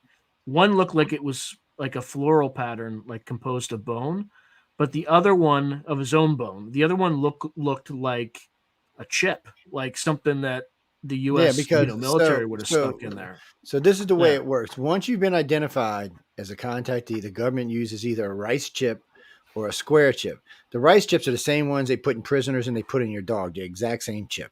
They're just a GPS Yeah, but we can chip. tell those. No, you can. So those have like a. There's But this was in the late 70s, though. That's the thing. Yeah. So it looked like technology from the late 70s, like a multiplexer. Yeah. So these are just basic tracking chips, and the old chips were what you call spontaneous chips. They just gave out a signal if you were close enough, like we used to track tigers and lions. But now it's more sophisticated. We track them through GPS. So they do that now, but the kind of chips the aliens use is not so much for tracking you. The grays always know where you are. So most contactees will tell you can always kind of feel them in the back of your head, like behind your eyes. Not the chips, the actual contact with the extraterrestrials. Most grays will keep some type of light telepathic communication with all their contactees. That way they know your emotional stress, what you're doing, where you're at all the time. But they use them. So the grays put a chip into you that moves. They've tried to extract these a few times. Yeah, there's a video. Splinter out. Yeah, and they move around. The guy actually had one with a pair of tweezers. It just took off. Yeah, Whitley Strieber. They tried to remove it from Whitley Strieber. And so there's a couple of So way. Darryl Sims had a few of them, tried to have people remove them. So those are not odds. Those are definitely the grays. Now the reptilians and humans use them more, what you would consider a standard. So just to make people understand, the grays, all their technology is organic. So their ships are grown and intelligent. They're actually alive. The grays have the ability to meld with shit. It just when they fly their ship, they actually become part of the damn ship. So it's a different kind of technology. It's much more advanced than the reptilians or the humans. The humans use what I call flip and switch technology, but there's no wires. Everything is wireless. There's nothing connects anything. It reminds me of that movie. Not the late Planet Earth. The one with Leslie Nielsen from 1955. Forbidden Planet. Yeah, all their technology was wireless technology. Well, this is basically what this is. There's no wires. Yeah, well, there's fiber optics in it too, so there's data being transferred by fiber cable. But you can, when you get in there, you can tell that when you're looking around, it's not a technology from here. You can just tell it's not. But the grays use a much different type of technology. And what's funny is when I first got in this field, I was under the impression that the grays worked for the humans and the reptilians. The longer we got into it, the more we found out that, like, if there was a gray present, the reptilians and humans would always bow their heads. So this gray is about yay tall, and this reptilian is 600-700 pounds, 7'10", not 8 foot. Yeah, and he's like looking away from this little gray because they just melt their damn brains. They're just on the brain size. They're just not compatible. The grays are much more powerful, and the grays actually come in 3 sizes. They got the 3 foot that are alive, and they got the 3 foot that are automatons. What do you call them? Cyborgs, which are controlled by the ones. Yeah, they're controlled by the ones that are alive. And then they have the 5-6 foot ones, and then they have the escorts for the queen, which are 7 to 8 foot, and the queen who's around 9 foot. So it's people when you actually have. See, we've got over 109,000 cases now, Father, we consider legitimate. That's not how many cases we've been through. That's how many we consider that are legitimate. So it gives you a pattern. We judge everything by its actions. I don't care what anybody's saying. I'm just following what each contactee is telling me. I'm looking for, every time we interview somebody, I'm looking for similarities. You can't build anything real. If John Joe tells me these 5 things happened and I haven't made them public, and Jenny over here tells me, oh, that this happened to me, I know I got something. And the more I ask and the more tell me the same thing, the more I know I understand I have some. So for ICAR, it's different. We have what you call abduction criteria. 50% is public now, and 50% is private. And the reason it's like that is I started learning, the more I opened up about it, the more people who tried to hoax. Or crazy people who making stuff up too. Yeah. Right? Yeah, so and then because a lot of contactees are nothing to do with aliens. It's I was abused as a child. I was molested as a child. I had this, that, or that. And then you have misinformation too. You have misinformation. People that are trying to so there's a lot of stuff that you have to wade through to get to the truth. And places like TikTok used to be, you could actually talk to people. For now, for every 100 people I talk to, 98 of them ask me for money, and 2 of them might actually have some kind of experience I'm interested in. It's sad that it's like that. I mean, it shouldn't be like that. And But there's a lot of liars on the internet, and Oh yeah. But Dottie, when we say extraterrestrials, we're assuming, and I'm using the word assuming, that they're from this galaxy somewhere, and maybe are interested in us because we may be from the Sagittarius galaxy. Because nobody, right off the bat, everybody's like, well, why are they so interested in us? Well, we're in the middle of a bunch of red dwarfs that comes from the Sagittarius galaxy, and no one can figure out how Earth got here, how Earth is here. None of these red dwarfs will hit us unless we're traveling with them. So they're thinking, a lot of scientists think now we came from the Sagittarius galaxy. We were deposited here because the Milky Way is eating the Sagittarius galaxy as we're speaking. And they think we may have been deposited here. I've listened to arguments on both sides of this. It goes back and forth. There's no way to make a conclusive argument because it's not enough proof either way. But we do know in this neighborhood where we live, there are a shitload of stars from the Sagittarius galaxy. So it does give us a 50% chance of being from there. So if you're deposited, life form is deposited into a new galaxy and other aliens from that galaxy see it, they're going to probably want to. They're going to be curious. They're going to be like, where'd these guys come from? They're from the other galaxy. No wonder they're so stupid. Are they a threat? Yeah, so there's no reason to, and then there could be other reasons, but I tell people this all this the same time. You judge them by their actions. Well, they haven't wiped us out. We're still here. They haven't eaten us, but you know what? They haven't enlightened us either. I always get these contactees that talk about they're enlightened. Bullshit. At 40 years, nobody's been enlightened. Matter of fact, they seem like they've gotten stupider. Yep. So it's maybe that's what they're doing, making us dumber. I don't know. It's a strange thing. We know there's something going on, and then my religious friends, they're demons. I'm like, why does a demon want to fly in a UFO, and why are they flying so many of them? I said, does every demon have a badass UFO now to toll around in? Thank you, Joe. Thank you. Give me a better reason that. And then, of course, there's an argument about demons being earthbound. Can they actually leave Earth? When we go out and colonize, can they come with us? Because according to the Bible, they're earthbound. They can't even hop on and take a ride. They're stuck here. They're supposed to be here trapped, so when Earth dies, they go with them. So is that true or not? I have no idea. Does anybody even care that much?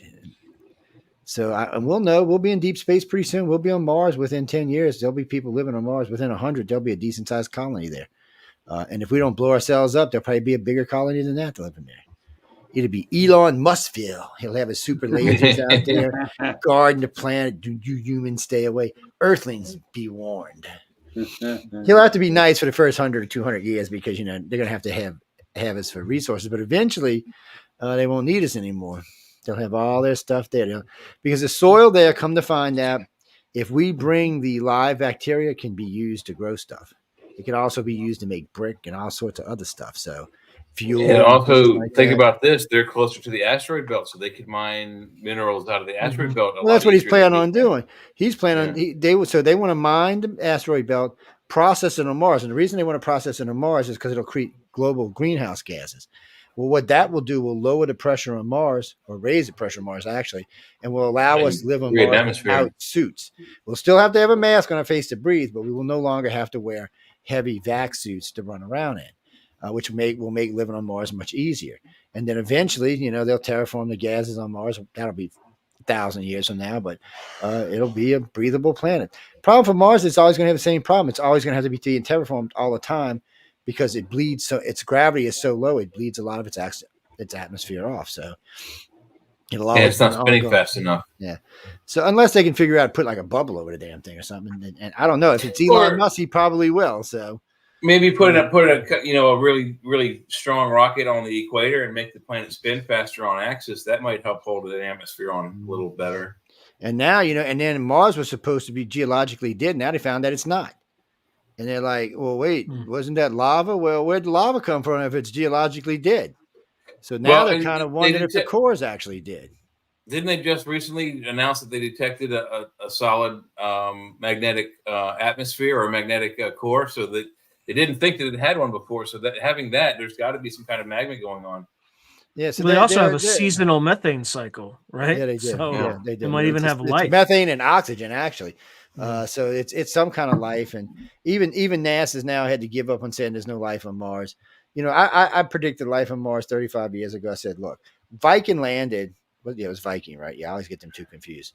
I always get the one out in deep space and the one that lands on Mars. Voyager's Two, in deep actually. space. Yeah, yeah. Viking. Yeah, Viking, Mars, Viking. Voyager, deep space. I guess because they're both V's, but Viking originally, the first Viking ever landed found oxygen. And then NASA tried to say, it was inside one of the cases and it bled out. Okay, so that was the first time. When you found it the second time, well, it wasn't the case anymore because the oxygen was already out.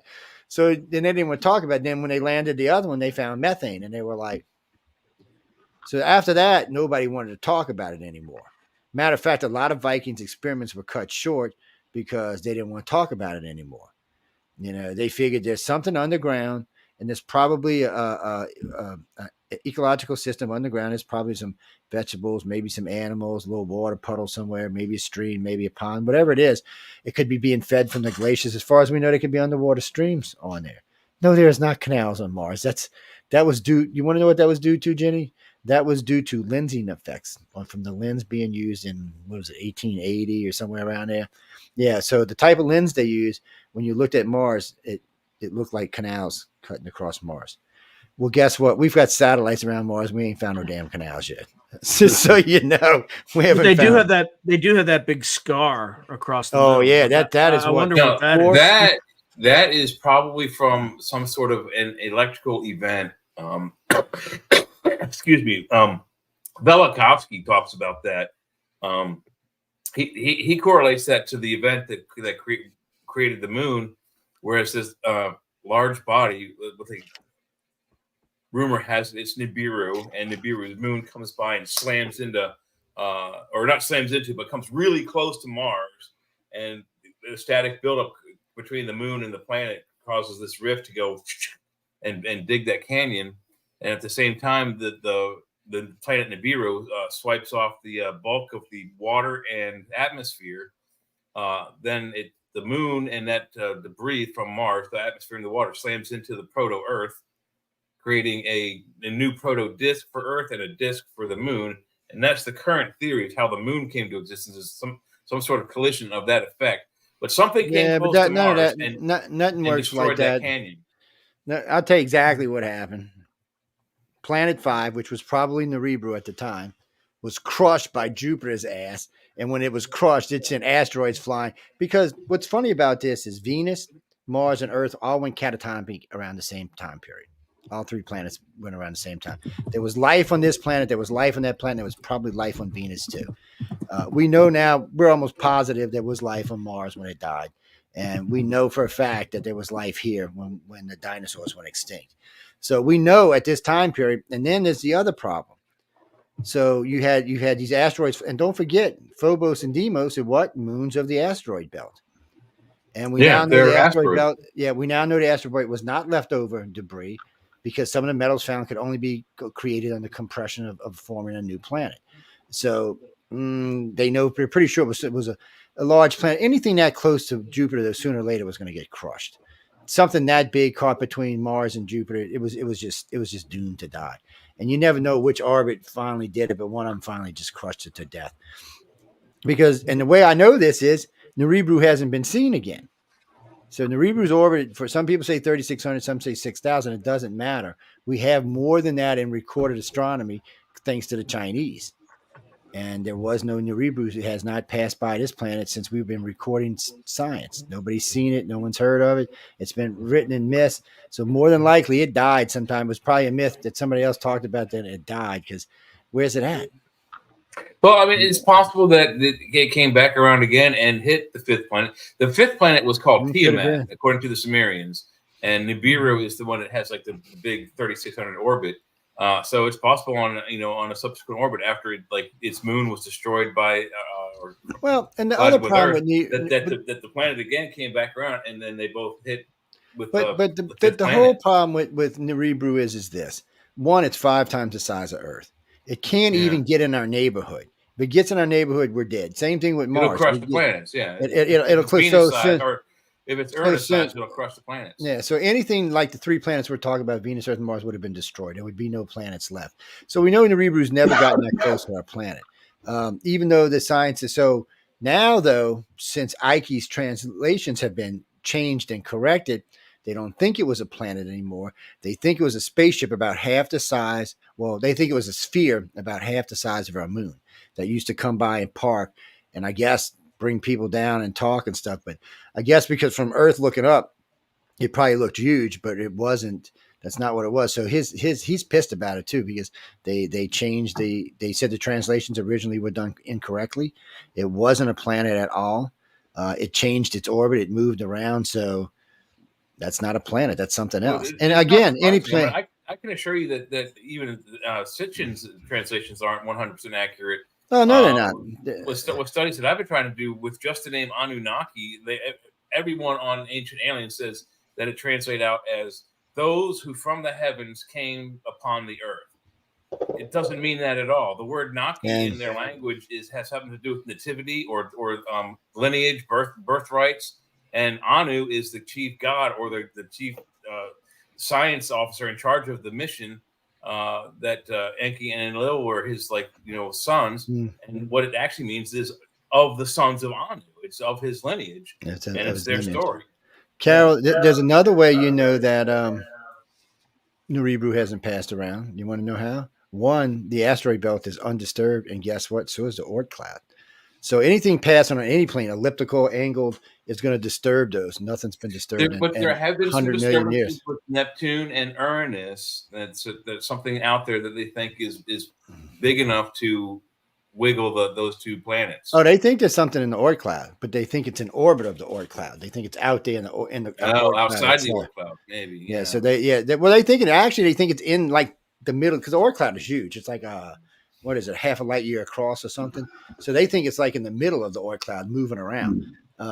They we can't see it, so it's probably covered in ice. So we're probably not getting any picture of it. But you know what? They were completely wrong about Pluto. They were completely wrong about Charon. They were completely wrong about Titan and Io. I mean, really and truly, our science does not bat real well when it comes to near space. And then there's that thing on the moon when they landed that they saw this big black thing do a hump like a whale underneath the ice. They still don't want to talk, and they do every now and then. The head of NASA talked about it one time. He was like, the girl from Houston Chronicle asked him about it. He said, at first I thought it was just a hunk of ice, and then I realized it did like this. He said, I don't want to say it's life. He said, but it's a deep ocean. He says, as much water there as our oceans on Earth. He said, so it's probably salt water. He said, so it's a good chance.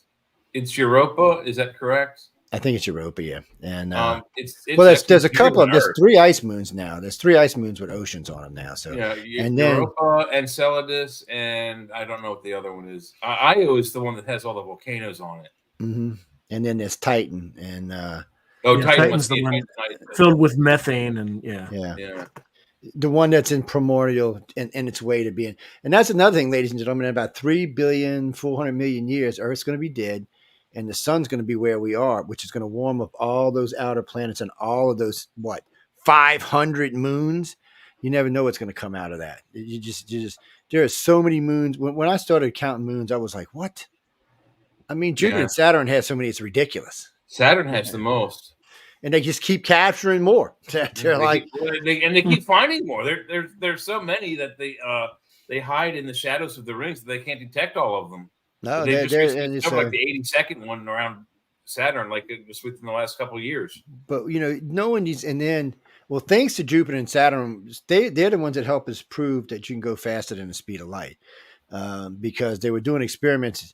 So what they found out is the light bending around Jupiter actually pulls and pushes, and it actually breaks light speed. Of course, we're talking just pure energy here. It's no matter. So then. The tachyon experiment, not the tachyon experiment, the whatchamacallit experiment where they're sending matter back and forth in the UK and in Australia, they tried to bend like using a superconductor, and it broke light speed. So now they think they can send data faster than the speed of light. So this is more technology. No, God knows when this stuff's going to come in. Why do we need it right now?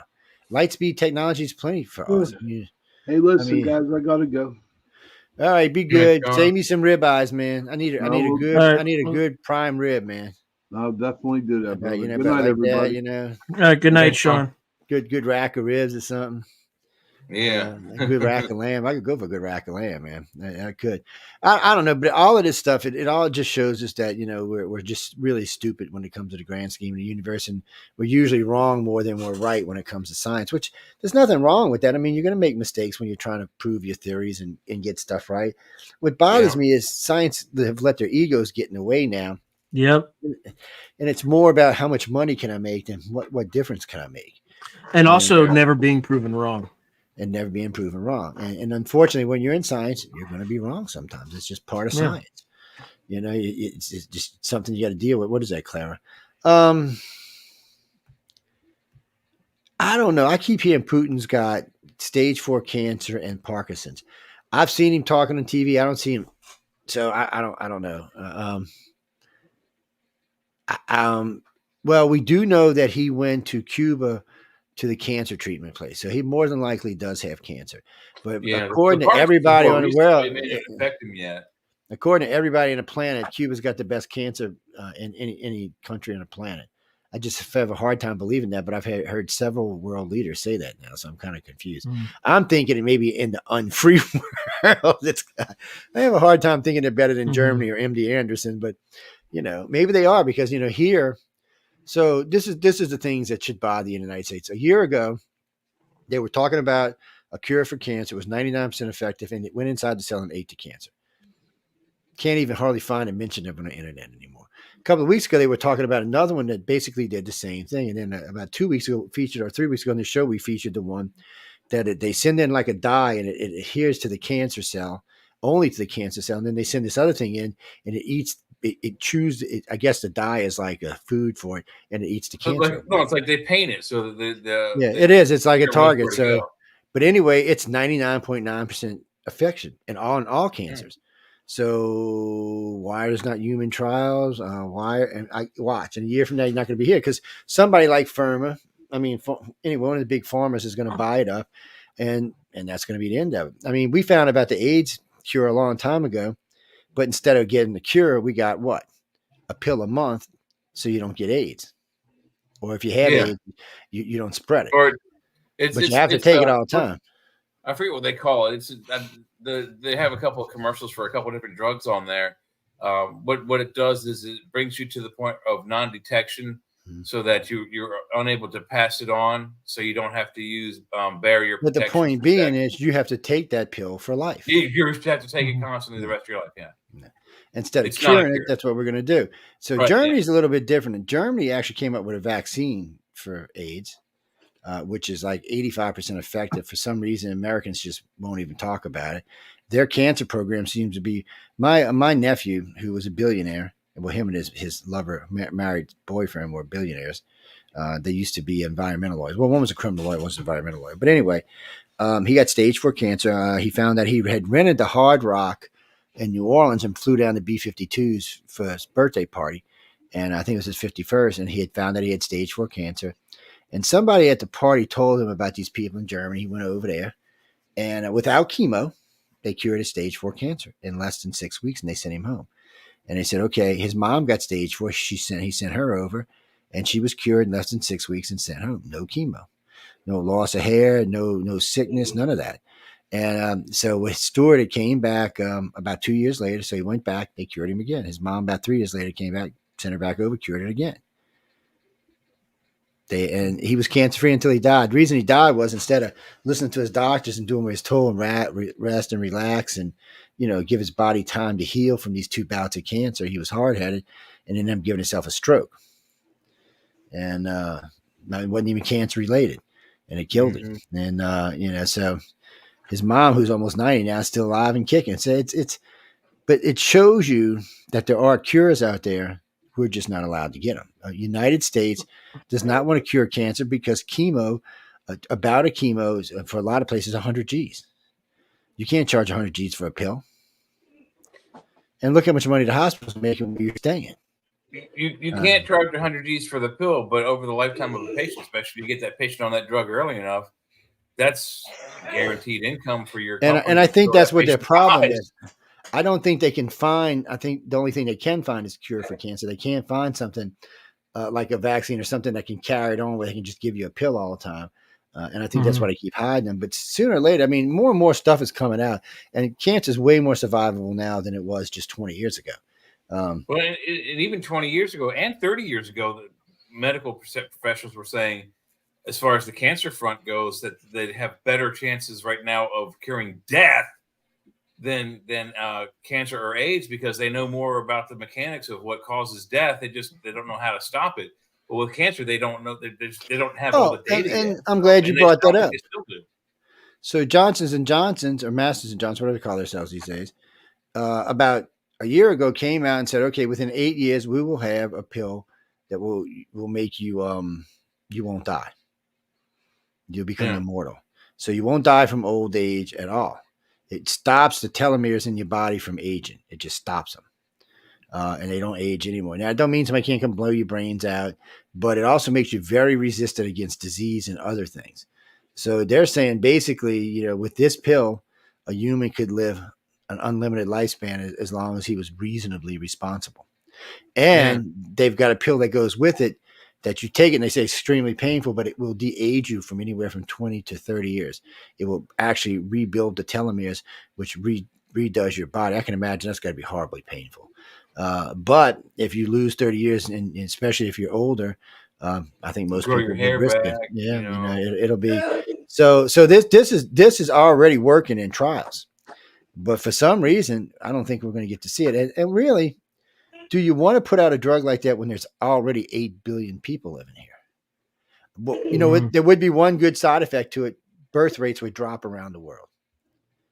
Once you realize, violence could also, you get enough people in there that think they've got this magic pill in them now that they can do just about anything. You might see a quick increase in the death rate. The stupid people might die off right away, which would be a good thing. and less people being born, because you don't want to have a bunch of children laying around. And I in a lot of ways, I think it would benefit us in a lot of ways, but it would also, for the brilliant people, would let them live. But really, do we want Joe Biden living another 100 years? Do we want Vladimir Putin living another 100 years? Or Xi Jinping? I mean, right now in the world, I don't really, and I hate to say this because I'd like to live longer, but I just don't think, I don't think it's a good idea. And if Putin thought he was going to live another 100 years, God knows what he would do. Oh my God, yeah. I mean, or if he found out that he could take a pill, and as long as he didn't get himself killed, he could live as long as he wanted to. Shit, he might go blow up the planet and go live in a underground bunker for 5,000 years. I just, I can see a lot of good applications. I can see a lot of bad applications. So but it's everything in our world. It's like nuclear power. Nuclear power is great unless you make a bomb out of it, and then it sucks.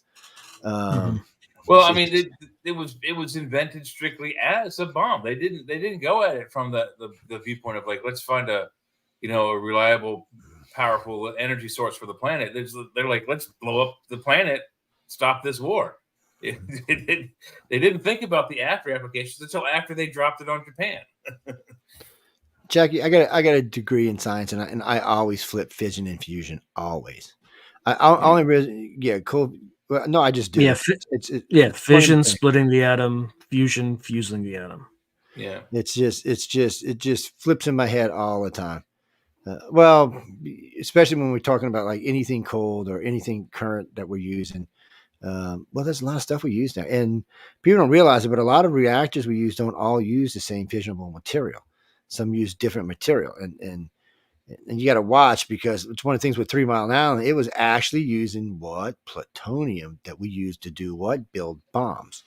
That's not the best stuff to make power out of. It's not stable enough to really to do power out of.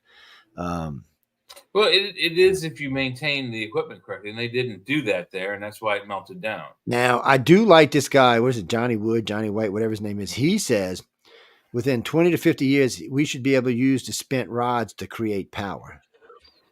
So Yucca Mountain has a shitload of spent rods in it. So it would be nice if we could, because what he said is by using those, it would burn out the radiation out of the rods, and they would just be like tungsten rods again, the kind you make missiles out of. No, I'm serious, guys. There's a lot of breakthroughs coming over the next 50 years. A lot of good stuff that is going to make it into our science. There's going to be some stuff that's going to get held back, and I'm sure there's reasons for it, but there's going to be a lot of stuff that gets into our science, and we will be on the moon sooner. And then, what is it? Anything that they have right now that's going to cause the government to lose money, like free energy systems, free food banks, like like they have on the Enterprise. You go to the wall and say, give me free tacos, and then they appear in the wall. They have that kind of stuff. They're not going to let that out because it's going to change the economy of the planet. Right now, they're sitting pretty where the governments are making. I mean, how much of the U.S. government? And that's going to change soon because $1 Elon Musk and NASA are putting a neighborhood on the moon, and that neighborhood's going to do what? Mine what? Helium-3. And what helium-3 is fabulous for making power. And the moon is full of it. It's just covered all in goddamn. So you don't even have to drill for it. Shit's just sitting on the surface of the moon. You got to just scoop it up. No, I'm serious, guys. Helium-3 is great. It's helium-3 and helium-4. It's outrageous power maker. It's almost as good as hydrogen. It might be as good as hydrogen.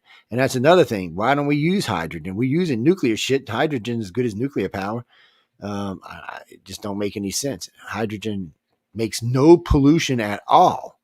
It makes clean water. That's what it makes. The shit coming out the back of your tailpipe on a hydrogen car, you can actually drink. That's the difference. And you go try to drink that shit dripping out of your car right now and see what happens to you. Part of the byeffect and side effect of the hydrogen cell engine is it also produces ozone, or oxygen O3, which will repair the ozone layers. That technology came out in the 80s, and the OPEC nations, United States of America, Mexico, and Japan, specifically Toyota, paid that guy $1 billion in like 1983 to quash that technology. And you didn't see anything about that until Toyota was the first one to come out with a hydrogen cell hybrid engine. Well, it helped that California. They're very expensive still. I mean, the idea of the original engine was you didn't need. That's not even the way that Toyota did it. Toyota, changed the technology for their own purposes. But the dude's original concept was you could go to the CVS, buy a bottle, 1 gallon of distilled water, pour it in the tank of this engine, and it would run you about 360 miles on that 1 gallon, and it would create ozone and also purify that water to drinking water. It's and California did put the hydrogen highway, and at least they tried. The rest of the country was like, yeah. And I don't understand why. Hydrogen's got great power. It contains it. It will help repair the ozone. You don't have help to clean strip the water. lithium. But it just, I guess it's not enough money in it. I don't know. The first bitch I heard about hydrogen was, it's a bomb on every corner. Well, that's what they said about gasoline stations back in the 1920s. It was a bomb on every corner. And I'm not saying one might not blow up. But the only ones that survive are the ones that make money, particularly when the taxes for that make the government money. Tesla's light bulbs, they didn't make it. You know why? Because there was no charge for it. He was going to free electricity. Plus, he had a reusable gas light bulb that when the filament broke or the gas ran out, you brought it back to the shop like you do with a propane tank for your grill. You give them your damaged light bulb or your 3 damaged light bulbs, and they hand you back however many you hand them, pre-filled, ready to go light bulbs. You just you buy 1 light bulb. It's like a free exchange. Boom, boom, boom, boom, boom. That's why you don't see that system, because it didn't bring in any money for the government. Yeah, it didn't make any money. And the only Tesla light bulb I know that's still in operation is in a fire station in California. It's 104, 108 years old. I forgot how old it is. It's the oldest light bulb continuously running in the entire planet, for that matter. It's been there for a long time. Actually, I think it's before Tesla, to be honest with you. I think it was Benjamin Franklin's design. Yeah, I think it was a Benjamin Franklin design. But anyway, it's still there, people. I know I read about it just recently again. I'm like, come on. I said, there's some firemen over there sneaking up there changing their bulb every once in a while. Some bullshit going on. But they got pictures of it. You can definitely look. When you look at the bulb, it's nothing conventional. But there is those kind of things. Actually, Jesse, we got to go. What do you got? Real quick. Sean turns into a pumpkin at 1. Well, it's already 1 where he lives. So no, it's not. I'm sorry. It's early. It's 104 over here in Pennsylvania. I'm flipping them around here. What do you got? No, really. What? Okay. No, we didn't get. Oh, you know what? We didn't get any polls, but I will do you this. Hold on, real quick.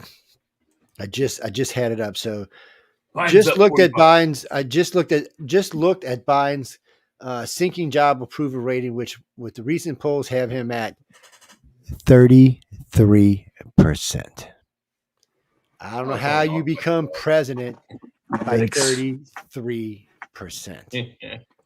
Yeah, well, you import 9 million illegal immigrants, and you. I don't think that's enough. Big Man, balance. 33%.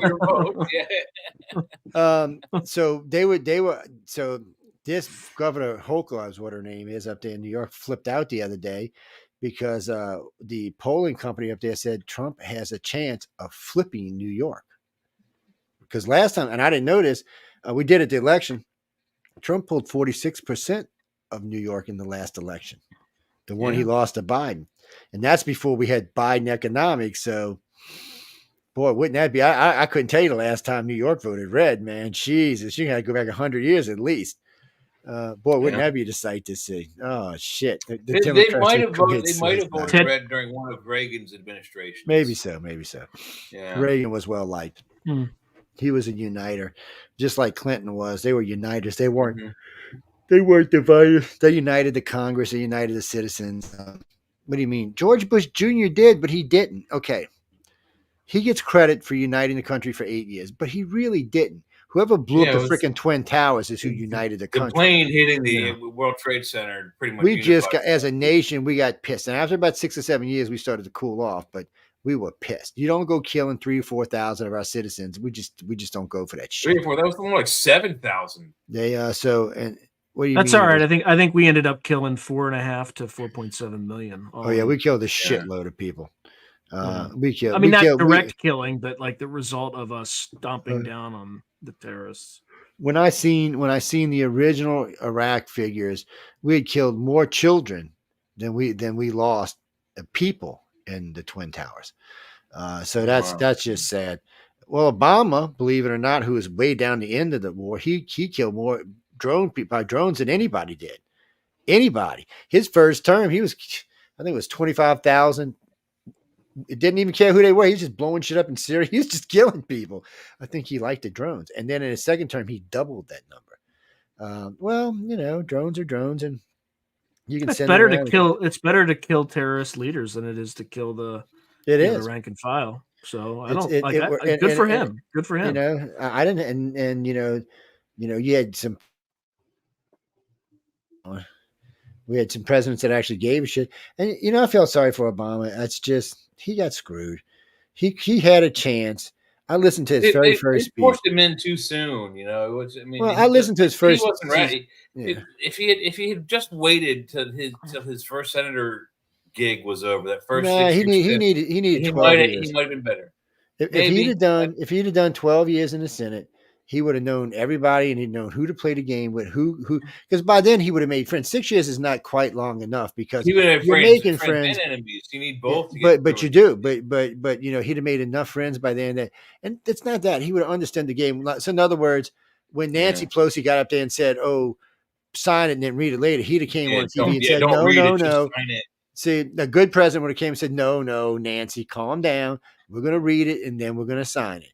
And that's what he would have done. But because he didn't know, he was lost. He was listening to people like Nancy Pelosi and Chuck Schumer. He made a lot of bad calls. It's why he lost the House within the first year, and the Senate in the first election. And then when he went to his next election for re-election, he lost the Senate. He never got anything back. So he was basically lame duck for the last of his. He lost full control of the legislation for the whole. And he lost all of it because of what? Obamacare. Yeah. Because what happened was, and I said this the very first day I heard, I said, "Look, people, this is not healthcare. This is catastrophic coverage. Now, if you poor and you can spend that $100 a month and you get majorly sick, this shit is great." I said, but it's no good for anything else because Obama and the Democrats were touting, healthcare so that you go see your doctor on a regular basis. You can go WellCare is what they call it, where you get regular visits and they help you with different things and help you. That's not what they got. They got, if you got shot or you got hit or you're in the emergency room, then it kicks in. Other than that, it just didn't help you. And then they didn't even give the benefit of let me use let me say I use my whole my whole deductible.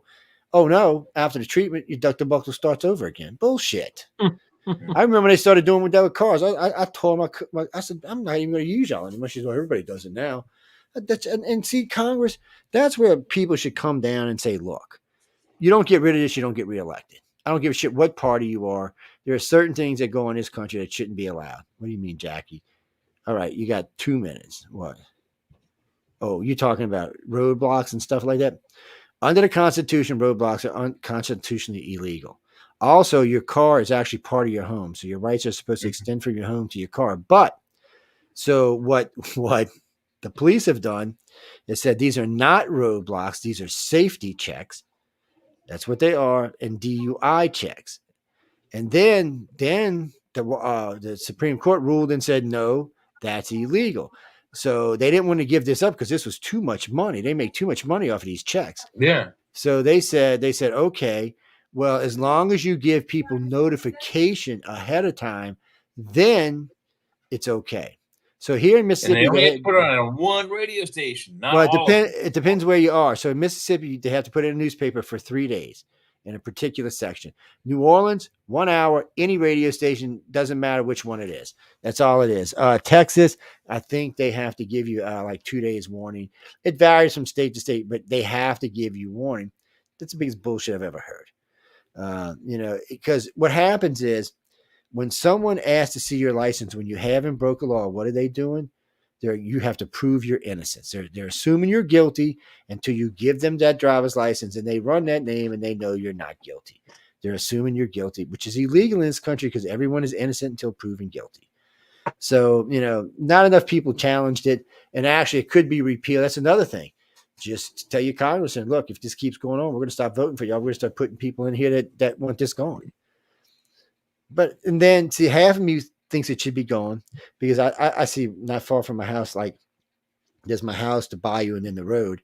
They do roadblocks right at the edge of this bridge regular. I just posted one the other night. Last year, probably 2 a month. And then all they're doing is asking to see your license. What they're really doing is they want to smell your car. That's what they're really doing. Yeah. They want to smell to see if you smell like marijuana or if you smell like alcohol. And now even marijuana is hard for them now because if you got health cards, you can say, "Oh no, my wife, we were sitting down at the beach, she was smoking or something." Or if you both got a card, no, I didn't smoke any, but she did. And then they got to prove it's different because you can't just take a marijuana person in for a DUI. It doesn't work that way because chronic smokers are going to have a much higher tolerance than every day. Just some little rookie smoker that just started. These cases are happening all around our country, and judges are having to kick them out because, like the one guy, the guy arrested him. The guy said, "Oh, he was DUI." Well, no, when you see him on cam, the guy's perfect. He passes all the DUI tests, but he smelled like marijuana. So he brought him to jail. So he comes into court. And I probably told the story in the air before. He films his whole day smoking weed, right? He's smoking joint after joint all day long. And he's showing him driving to work, showing him driving, showing him coming to the courtroom, showing him getting dressed, doing the whole 9 yards, going to see his lawyer, and he comes in the courtroom. So he asked the judge how I look. He said, "You look good, you clean looking." Yeah. He said, "You don't look like a pothead to me." And he gave him the video. And the judge said, "Case dismissed." He just proved that he was completely in charge of his entire life and that it made no difference, that it was doing just what it was supposed to do, getting rid of the pain like any other pill you would take. So the judge had to dismiss it. Now, Joe Schmo, who's his first time smoking some of that shit that's THC level 40 or something, yeah, he's probably is DUI because Colorado was the first death ever related to marijuana. And that was somebody eating edibles, fell asleep at the wheel and just smashed into another car. Some of these vapes are like, THC levels 89, 90, 91, 94% THC. What do you need that for? See, that's not marijuana anymore. I think because of the vape devices, it has to be that strong because it affects you a little differently. It's not quite as strong as the flower, but the flower. I mean, when we were kids in the 80s, we were getting probably 12, maybe to 15%. Most of the time it was probably 6 or 8, the really crappy Mexican brown weed we used to get in the 80s. But the new stuff, 24%. I mean, it's double and triple what we were getting 30, 40 years ago. Well, I'll tell you what, man, whatever they smoking in Cali now, you go walking through Hollywood, look, if y'all potheads, this is for y'all. So if y'all like smoking pot, and you don't want to pay for it, all I do is recommend you go walk around Hollywood Boulevard, and I guarantee you within an hour, you will be so high you won't know your effing name. The inside of the bar in San Francisco, it's been that way for like a decade at least. You just can't. That's all you can smell. You'd smell it everywhere. Well, like we're standing at the Roosevelt, we come out the door. Every day we came out, there was 3 guys out there with you could tell pre-rolls just puffing away. Well, okay, I don't really care. I'm not going to get a high because I used to smoke when I was young, but man, I'm decked out. I mean, I'm looking good. I don't want to smell like marijuana. I'm like, guys, come on, move down the road or something. I said, you can maybe put some cologne on. But the guys I was with have never smoked, and they're getting high as while we're sitting. Yeah, the one guy was like, he's like, God damn, how do people do this? I'm like, what's the matter? He said, I'm loaded. John started laughing. I said, let's go get you something to eat, man, because he was loaded. So about 10 of us went on a little romp. We left the Lowe's Hotel, walked all the way down, walked down Hollywood Boulevard, walked over to Arthur Services. And I'm not kidding you. Every one of us is 10 of us. By the time we got to Arthur Services, everybody was high. Because we made the first block. We hit the corner. There's a bunch of people standing there. Everybody's smoking. And we're in the middle of them. I mean, everybody's smoking. So it's legal to just stand on the street and smoke? Fuck yeah. You can smoke anywhere. They don't care. It's legal. You're not allowed to do that in D.C. You have to be on private property. You can't walk down the street and smoke. Yeah, but it's in California. It's like fully legal. It's fully declaration. Yeah. And this is what's really weird. So I'm staying at the hotel. My whole floor smells like pot. This is a non-smoking hotel. Okay. Yeah. So I asked the manager but you don't have to smoke it for the hotel to smell like it. Well, no. So wait. So I asked the manager about it. He said, oh, no. He said, they can smoke marijuana. It doesn't cause cancer. He said, cigarettes not allowed here, though. And I looked at him like, I said, okay. I said, I didn't know what to tell him. And because I said, dude, can you put me in another floor? I don't want to smell like pot all the time because the floor reeked, man. They was like partying. And which I'm not hating, party all you want. I don't care. But I was there for business. I wasn't there for, playtime. Yeah. If I was there for playtime, I wouldn't have cared because we stopped. So when I took Chris and the 2 guys out, the year before last, we walked into this bar and we sit down and I'm talking to the bartender. I said, hey, I'm from New Orleans. He's from Australia. These 2 are from the UK. And we're sitting there. So he starts telling everybody in the bar. And I'm not shitting. There's drink after drink after drink after drink coming. Next thing I see is bud after bud after bud after bud coming. There must have been at one point a half ounce of more weed on the table. I was like, dude, I said, I don't think anybody here smokes like that. He's, just take it with y'all, man. Shit's free down here. I'm like, wait, what? I was laughing so hard. And then he said, oh, well, wait. So then the bartender comes over with a hookah. He said, y'all should all just hookah on this, man. So the 2 UK guys are, I was like, y'all okay? It looked like they quit breathing for a minute. I was like, I said, are y'all all right, man? Come on. Don't die on me. He said, John will never forgive me. I swear. And then Chris got loaded up. But I was doing driving. So I was like, no, sorry, guys. But I mean, everybody was buying us booze. Everybody was really nice. I mean, everywhere we went, everybody was super nice. And especially when they found out where we were from, everybody's just really nice. Everybody wanted to give you something, which bothered me. But, hey. I'd never actually, last time I had partied in Cali, God, I wasn't even married. That's how long ago that was. It was a long time ago, but I had a good time. And the only thing I don't like about LA is that, on the weekdays, you can't get booze after 12 and on the weekends, you can't get it after 2. I'm like, what the hell is this? I mean, you can buy beer, you can buy booze in Louisiana in a convenience store all night long. Much less go to a bar. There are some of those Bible Belt laws. Savannah, Georgia, you can't buy beer in the liquor stores or beer stores on Sunday. So if you're going to have a Super Bowl party, you got to buy on Saturday or Friday before. My friends and I, when we were in college, we played Dungeons and Dragons every Sunday. So we had to make sure we bought our booze the night before. You didn't have anything for the game. And if you own a restaurant in Savannah, in order for you to sell beer and wine on Sundays, you have to have food that's 51% of your sales every Sunday, or they take your beer license away. Well, you see, that's funny because in Louisiana and Metairie and New Orleans, you can't serve alcohol anymore without serving food.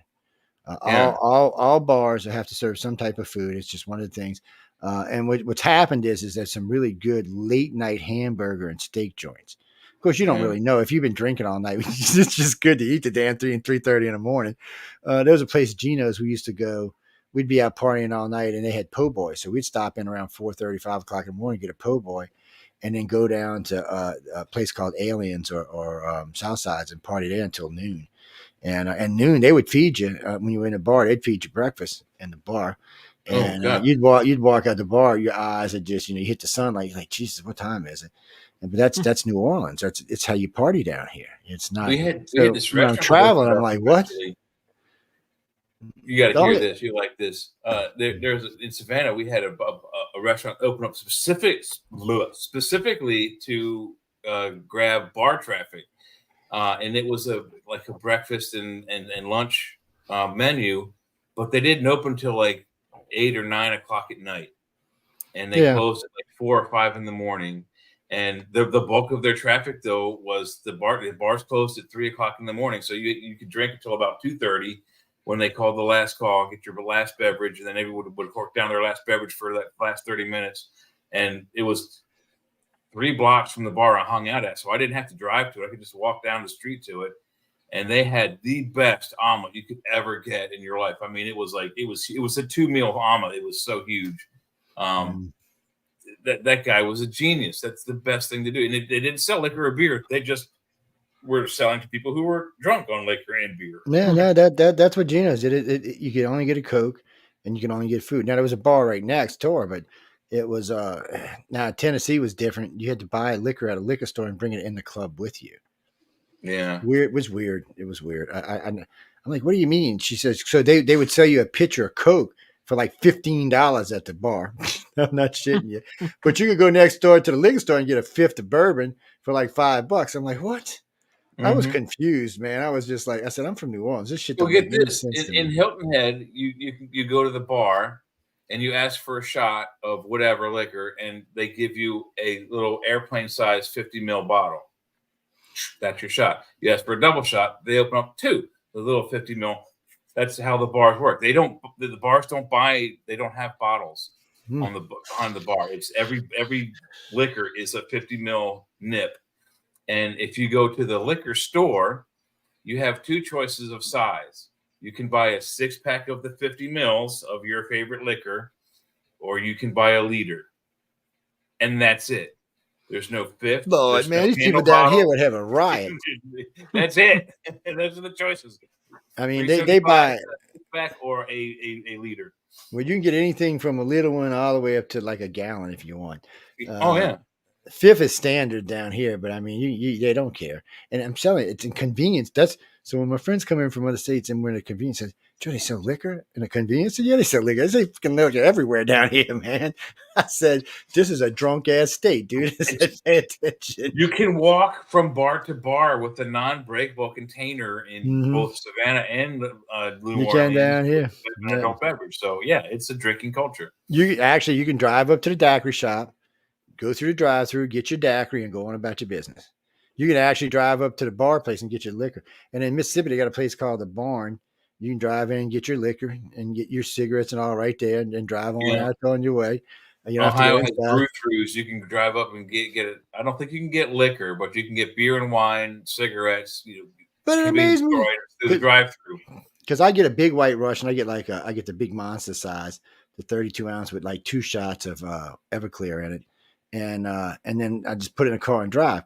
Now, granted, I mean, there's already 151 in it to start off with, but I guess because it takes a long time to drink one of them, because they're cold as hell. I don't know how it's legal, and the cops don't care. And as long as the lid's on it with a starter and kept there's a straw in it. As long as you have the lid on it, it's sitting in a container, and you don't smell like, they don't give a shit. Yeah, they're not going to check unless you smell like alcohol. They're you still have Wet Willie's down there in Louisiana? Somewhere they got one. I think they got one in Baton Rouge. No, Jimmy, we got to go, man. It's past my bedtime. No, we stayed late because we started late. Oh yeah, we're almost half an hour. Sean was bad tonight, and we had to start late. But what can I tell you? He's actually part Martian. There's an old TV show from way back. My Uncle Marty or something. He was a Martian. My favorite Martian. Yeah, my favorite Martian. There you go. His name was Uncle Marty. It's the same guy. It's the same guy that plays Mr. Hand in Fast. Yeah, Mr. Hand. Mr. Hand, you did. Yeah, Mr. Hand. Decided to order pizza since it's our time. Yeah, Jeffrey, I haven't seen. You mean Saturday Night Live? I couldn't tell you the last time I watched a Saturday night. It got a little lefty there. Watching it years ago. God, the only guy who's funny on there is that Cal guy, that black fella, and everyone else sucks. Yes, horrible. I remember Land Shark. Land Shark was retarded, but I remember it. Yes, land shark. I remember all that stuff. I remember, Chevy but that's Chase, back I when. believe, was land shark. Yeah, and that's when Belushi and them were there. That's a whole different. They haven't That's had the a not crew ready like for that primetime since. players. That's the original grouping. Yeah. Yeah, those guys were Yeah, awesome. that's a whole different thing. They've had some good groups, and on it's just lately in the last 10 or 15 years they seem to be very politically orientated to the left. Again, I don't want to watch it. I don't It's care not if funny. if you want Yeah, to there pick you on go. like Hillary and Trump together, put them in a scene kissing Right. each other, see, that would be funny. But just hating on Trump, now that's I can see that anyway. I can turn on CNN and watch that. I mean, come on. And it'd probably actually be funny than what they were. But we got to go, guys. It's past my bedtime. I'm tired. I've been up since like 4 a.m. Oh man, my last few days have been busy as shit in hell. But no, I'll be here tomorrow. I'm on the author's quill. I forgot who's with us tomorrow. Dan. Oh, I forgot his name now. Oh no, Zach B's with us on tomorrow. Zachaby's on with us tomorrow. So y'all come check him out, and we'll see what happens. What do you mean? Why ain't there no girl authors? What are you talking about? What? Lots of. Oh, We haven't had any on the author's quill. Okay, well, I'll get Carmen. I mean, on that, people know that they represent like 90% of the publishing industry, right? Like, yeah. let's be honest here. I know. It's just you see, yeah. They want to put it on. One of those no, female authors, Nora Roberts, owns an entire town in Maryland called Boonesboro. I mean, she's like the town mayor. She owns the hotel and the convention center and like 3 restaurants. So yeah, but what I'm talking about is management. Like management, Yeah, it's like management, 90% of the industry. editors, managers, all of that. But you don't hear that. You don't hear any of that. Never spoken about, right? Because they don't want them evil women. They don't want to know that they're evil. It's inconvenient. It's an inconvenient fact. It's an inconvenient fact. It is. It's what is that, Jerry? I'll tell you this, and this real quick. For Writers of the Future, what I've noticed is the majority of authors that win are male. There are females, but the majority are male. But the majority of illustrators that win are female. And they're younger. So the majority of authors are usually 33 plus. There's some younger, but the majority of them are usually in the 34, 35, 36 range. I don't know why. Joe, but I bet you if you asked author services for statistics, I bet you if you looked at the ratio of males to females that submit, I bet you it's, if it's like, I'm just making things up, but if it's like a 6-to-1 or 3-to-1 men to women winning, it's probably 10-to-1 males submitting to every female. Yeah. More than it probably is too. When I'm there, I'll see the other Joni. I'll ask her this year while I'm there. I'm going to ask her if she can get I bet you the success rate of women is probably better because just in general, on average, they're less likely to take risks than men. Men will just submit anything, right? Yeah. So guys, I'm going to win, which is probably why they're more successful in terms of winning the. If I had to guess, that's what I would think where the. That's a pretty good, probably in a pretty good range. Jerry, no.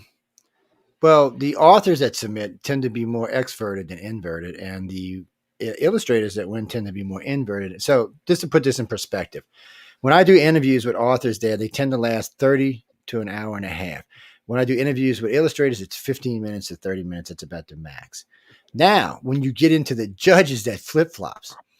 The illustrated judges seem to be much more exverted than the judges for the authors. I don't know. It's a weird thing, but I've hung out with all of them, and it just seems to be the way it is. I have no idea what it means. I'm just telling you what's going on, it's just Sean was just kind of going over some of the facts. But we got to go. It's past my bedtime. Plus, I'm hungry, and it's past my bedtime, and I got a big Brooklyn ass pizza sitting in the kitchen that I'm gonna go pop in the broiler in a minute. I'm gonna go get me some bacon and lettuce and tomato sandwiches. Yeah, I won't even be to bed for like another 5 hours, people. Jesus, it's a weekend. I don't go to bed early. No, we got to go. Sean's got a wife, which I'm surprised she didn't come snatching by his hair yet and say, bitch, why ain't you in the bedroom by now? Yeah, so every night you see his head do that. So you got to kind of wonder, what's back there, man? No, when I first started doing radio, my son was young. And he used to like come sneak in the room and grab me by the beard and pull my face over to the side, which he thought was cute, by the way. I'm like, dude, stop it. And he'd jump on my lap. And then, he'd get the cat for backup. But, it wasn't wasn't as much video back then as there is today. Oh, real funny story real quick. I'm in getting my pizza and I see they got Roku on their TV. So I said, can I see your remote for a minute? She said, yes. So I put the channel on. I said, there you go. Here's some good stuff to watch. It was still on when I left. Matter of fact, y'all were on, I think. You and Jeffrey were. Oh, no, Jeffrey and Wham was on. That's who was on. Wham, man. Yes, y'all can go see Wham. But anyway, you'll see the other Sean here soon enough. He'll be in February, but he's on his show and causing just freaking. He's always welcoming. We're going to invite him every week. So when he's here, he's here. When he's not, he's not. You know how to host rotate on this show. So you never know. But we gotta go. Everybody, good night. Good night. Sean, like I said, Jay's here with Jeffrey. Y'all can see him. He's coming in with me and Jeffrey. And what do you mean? Who on UFO Paranormal? Oh, you mean Sean? Sure, I've never had you on UFO Paranormal, have you? Yeah. Yeah, I thought so. I thought him, because we had a good old conversation. Oh, yeah. Well, you should have said that in the beginning, doofus ass. So you're acting like, so you've seen this show. You're such an ass.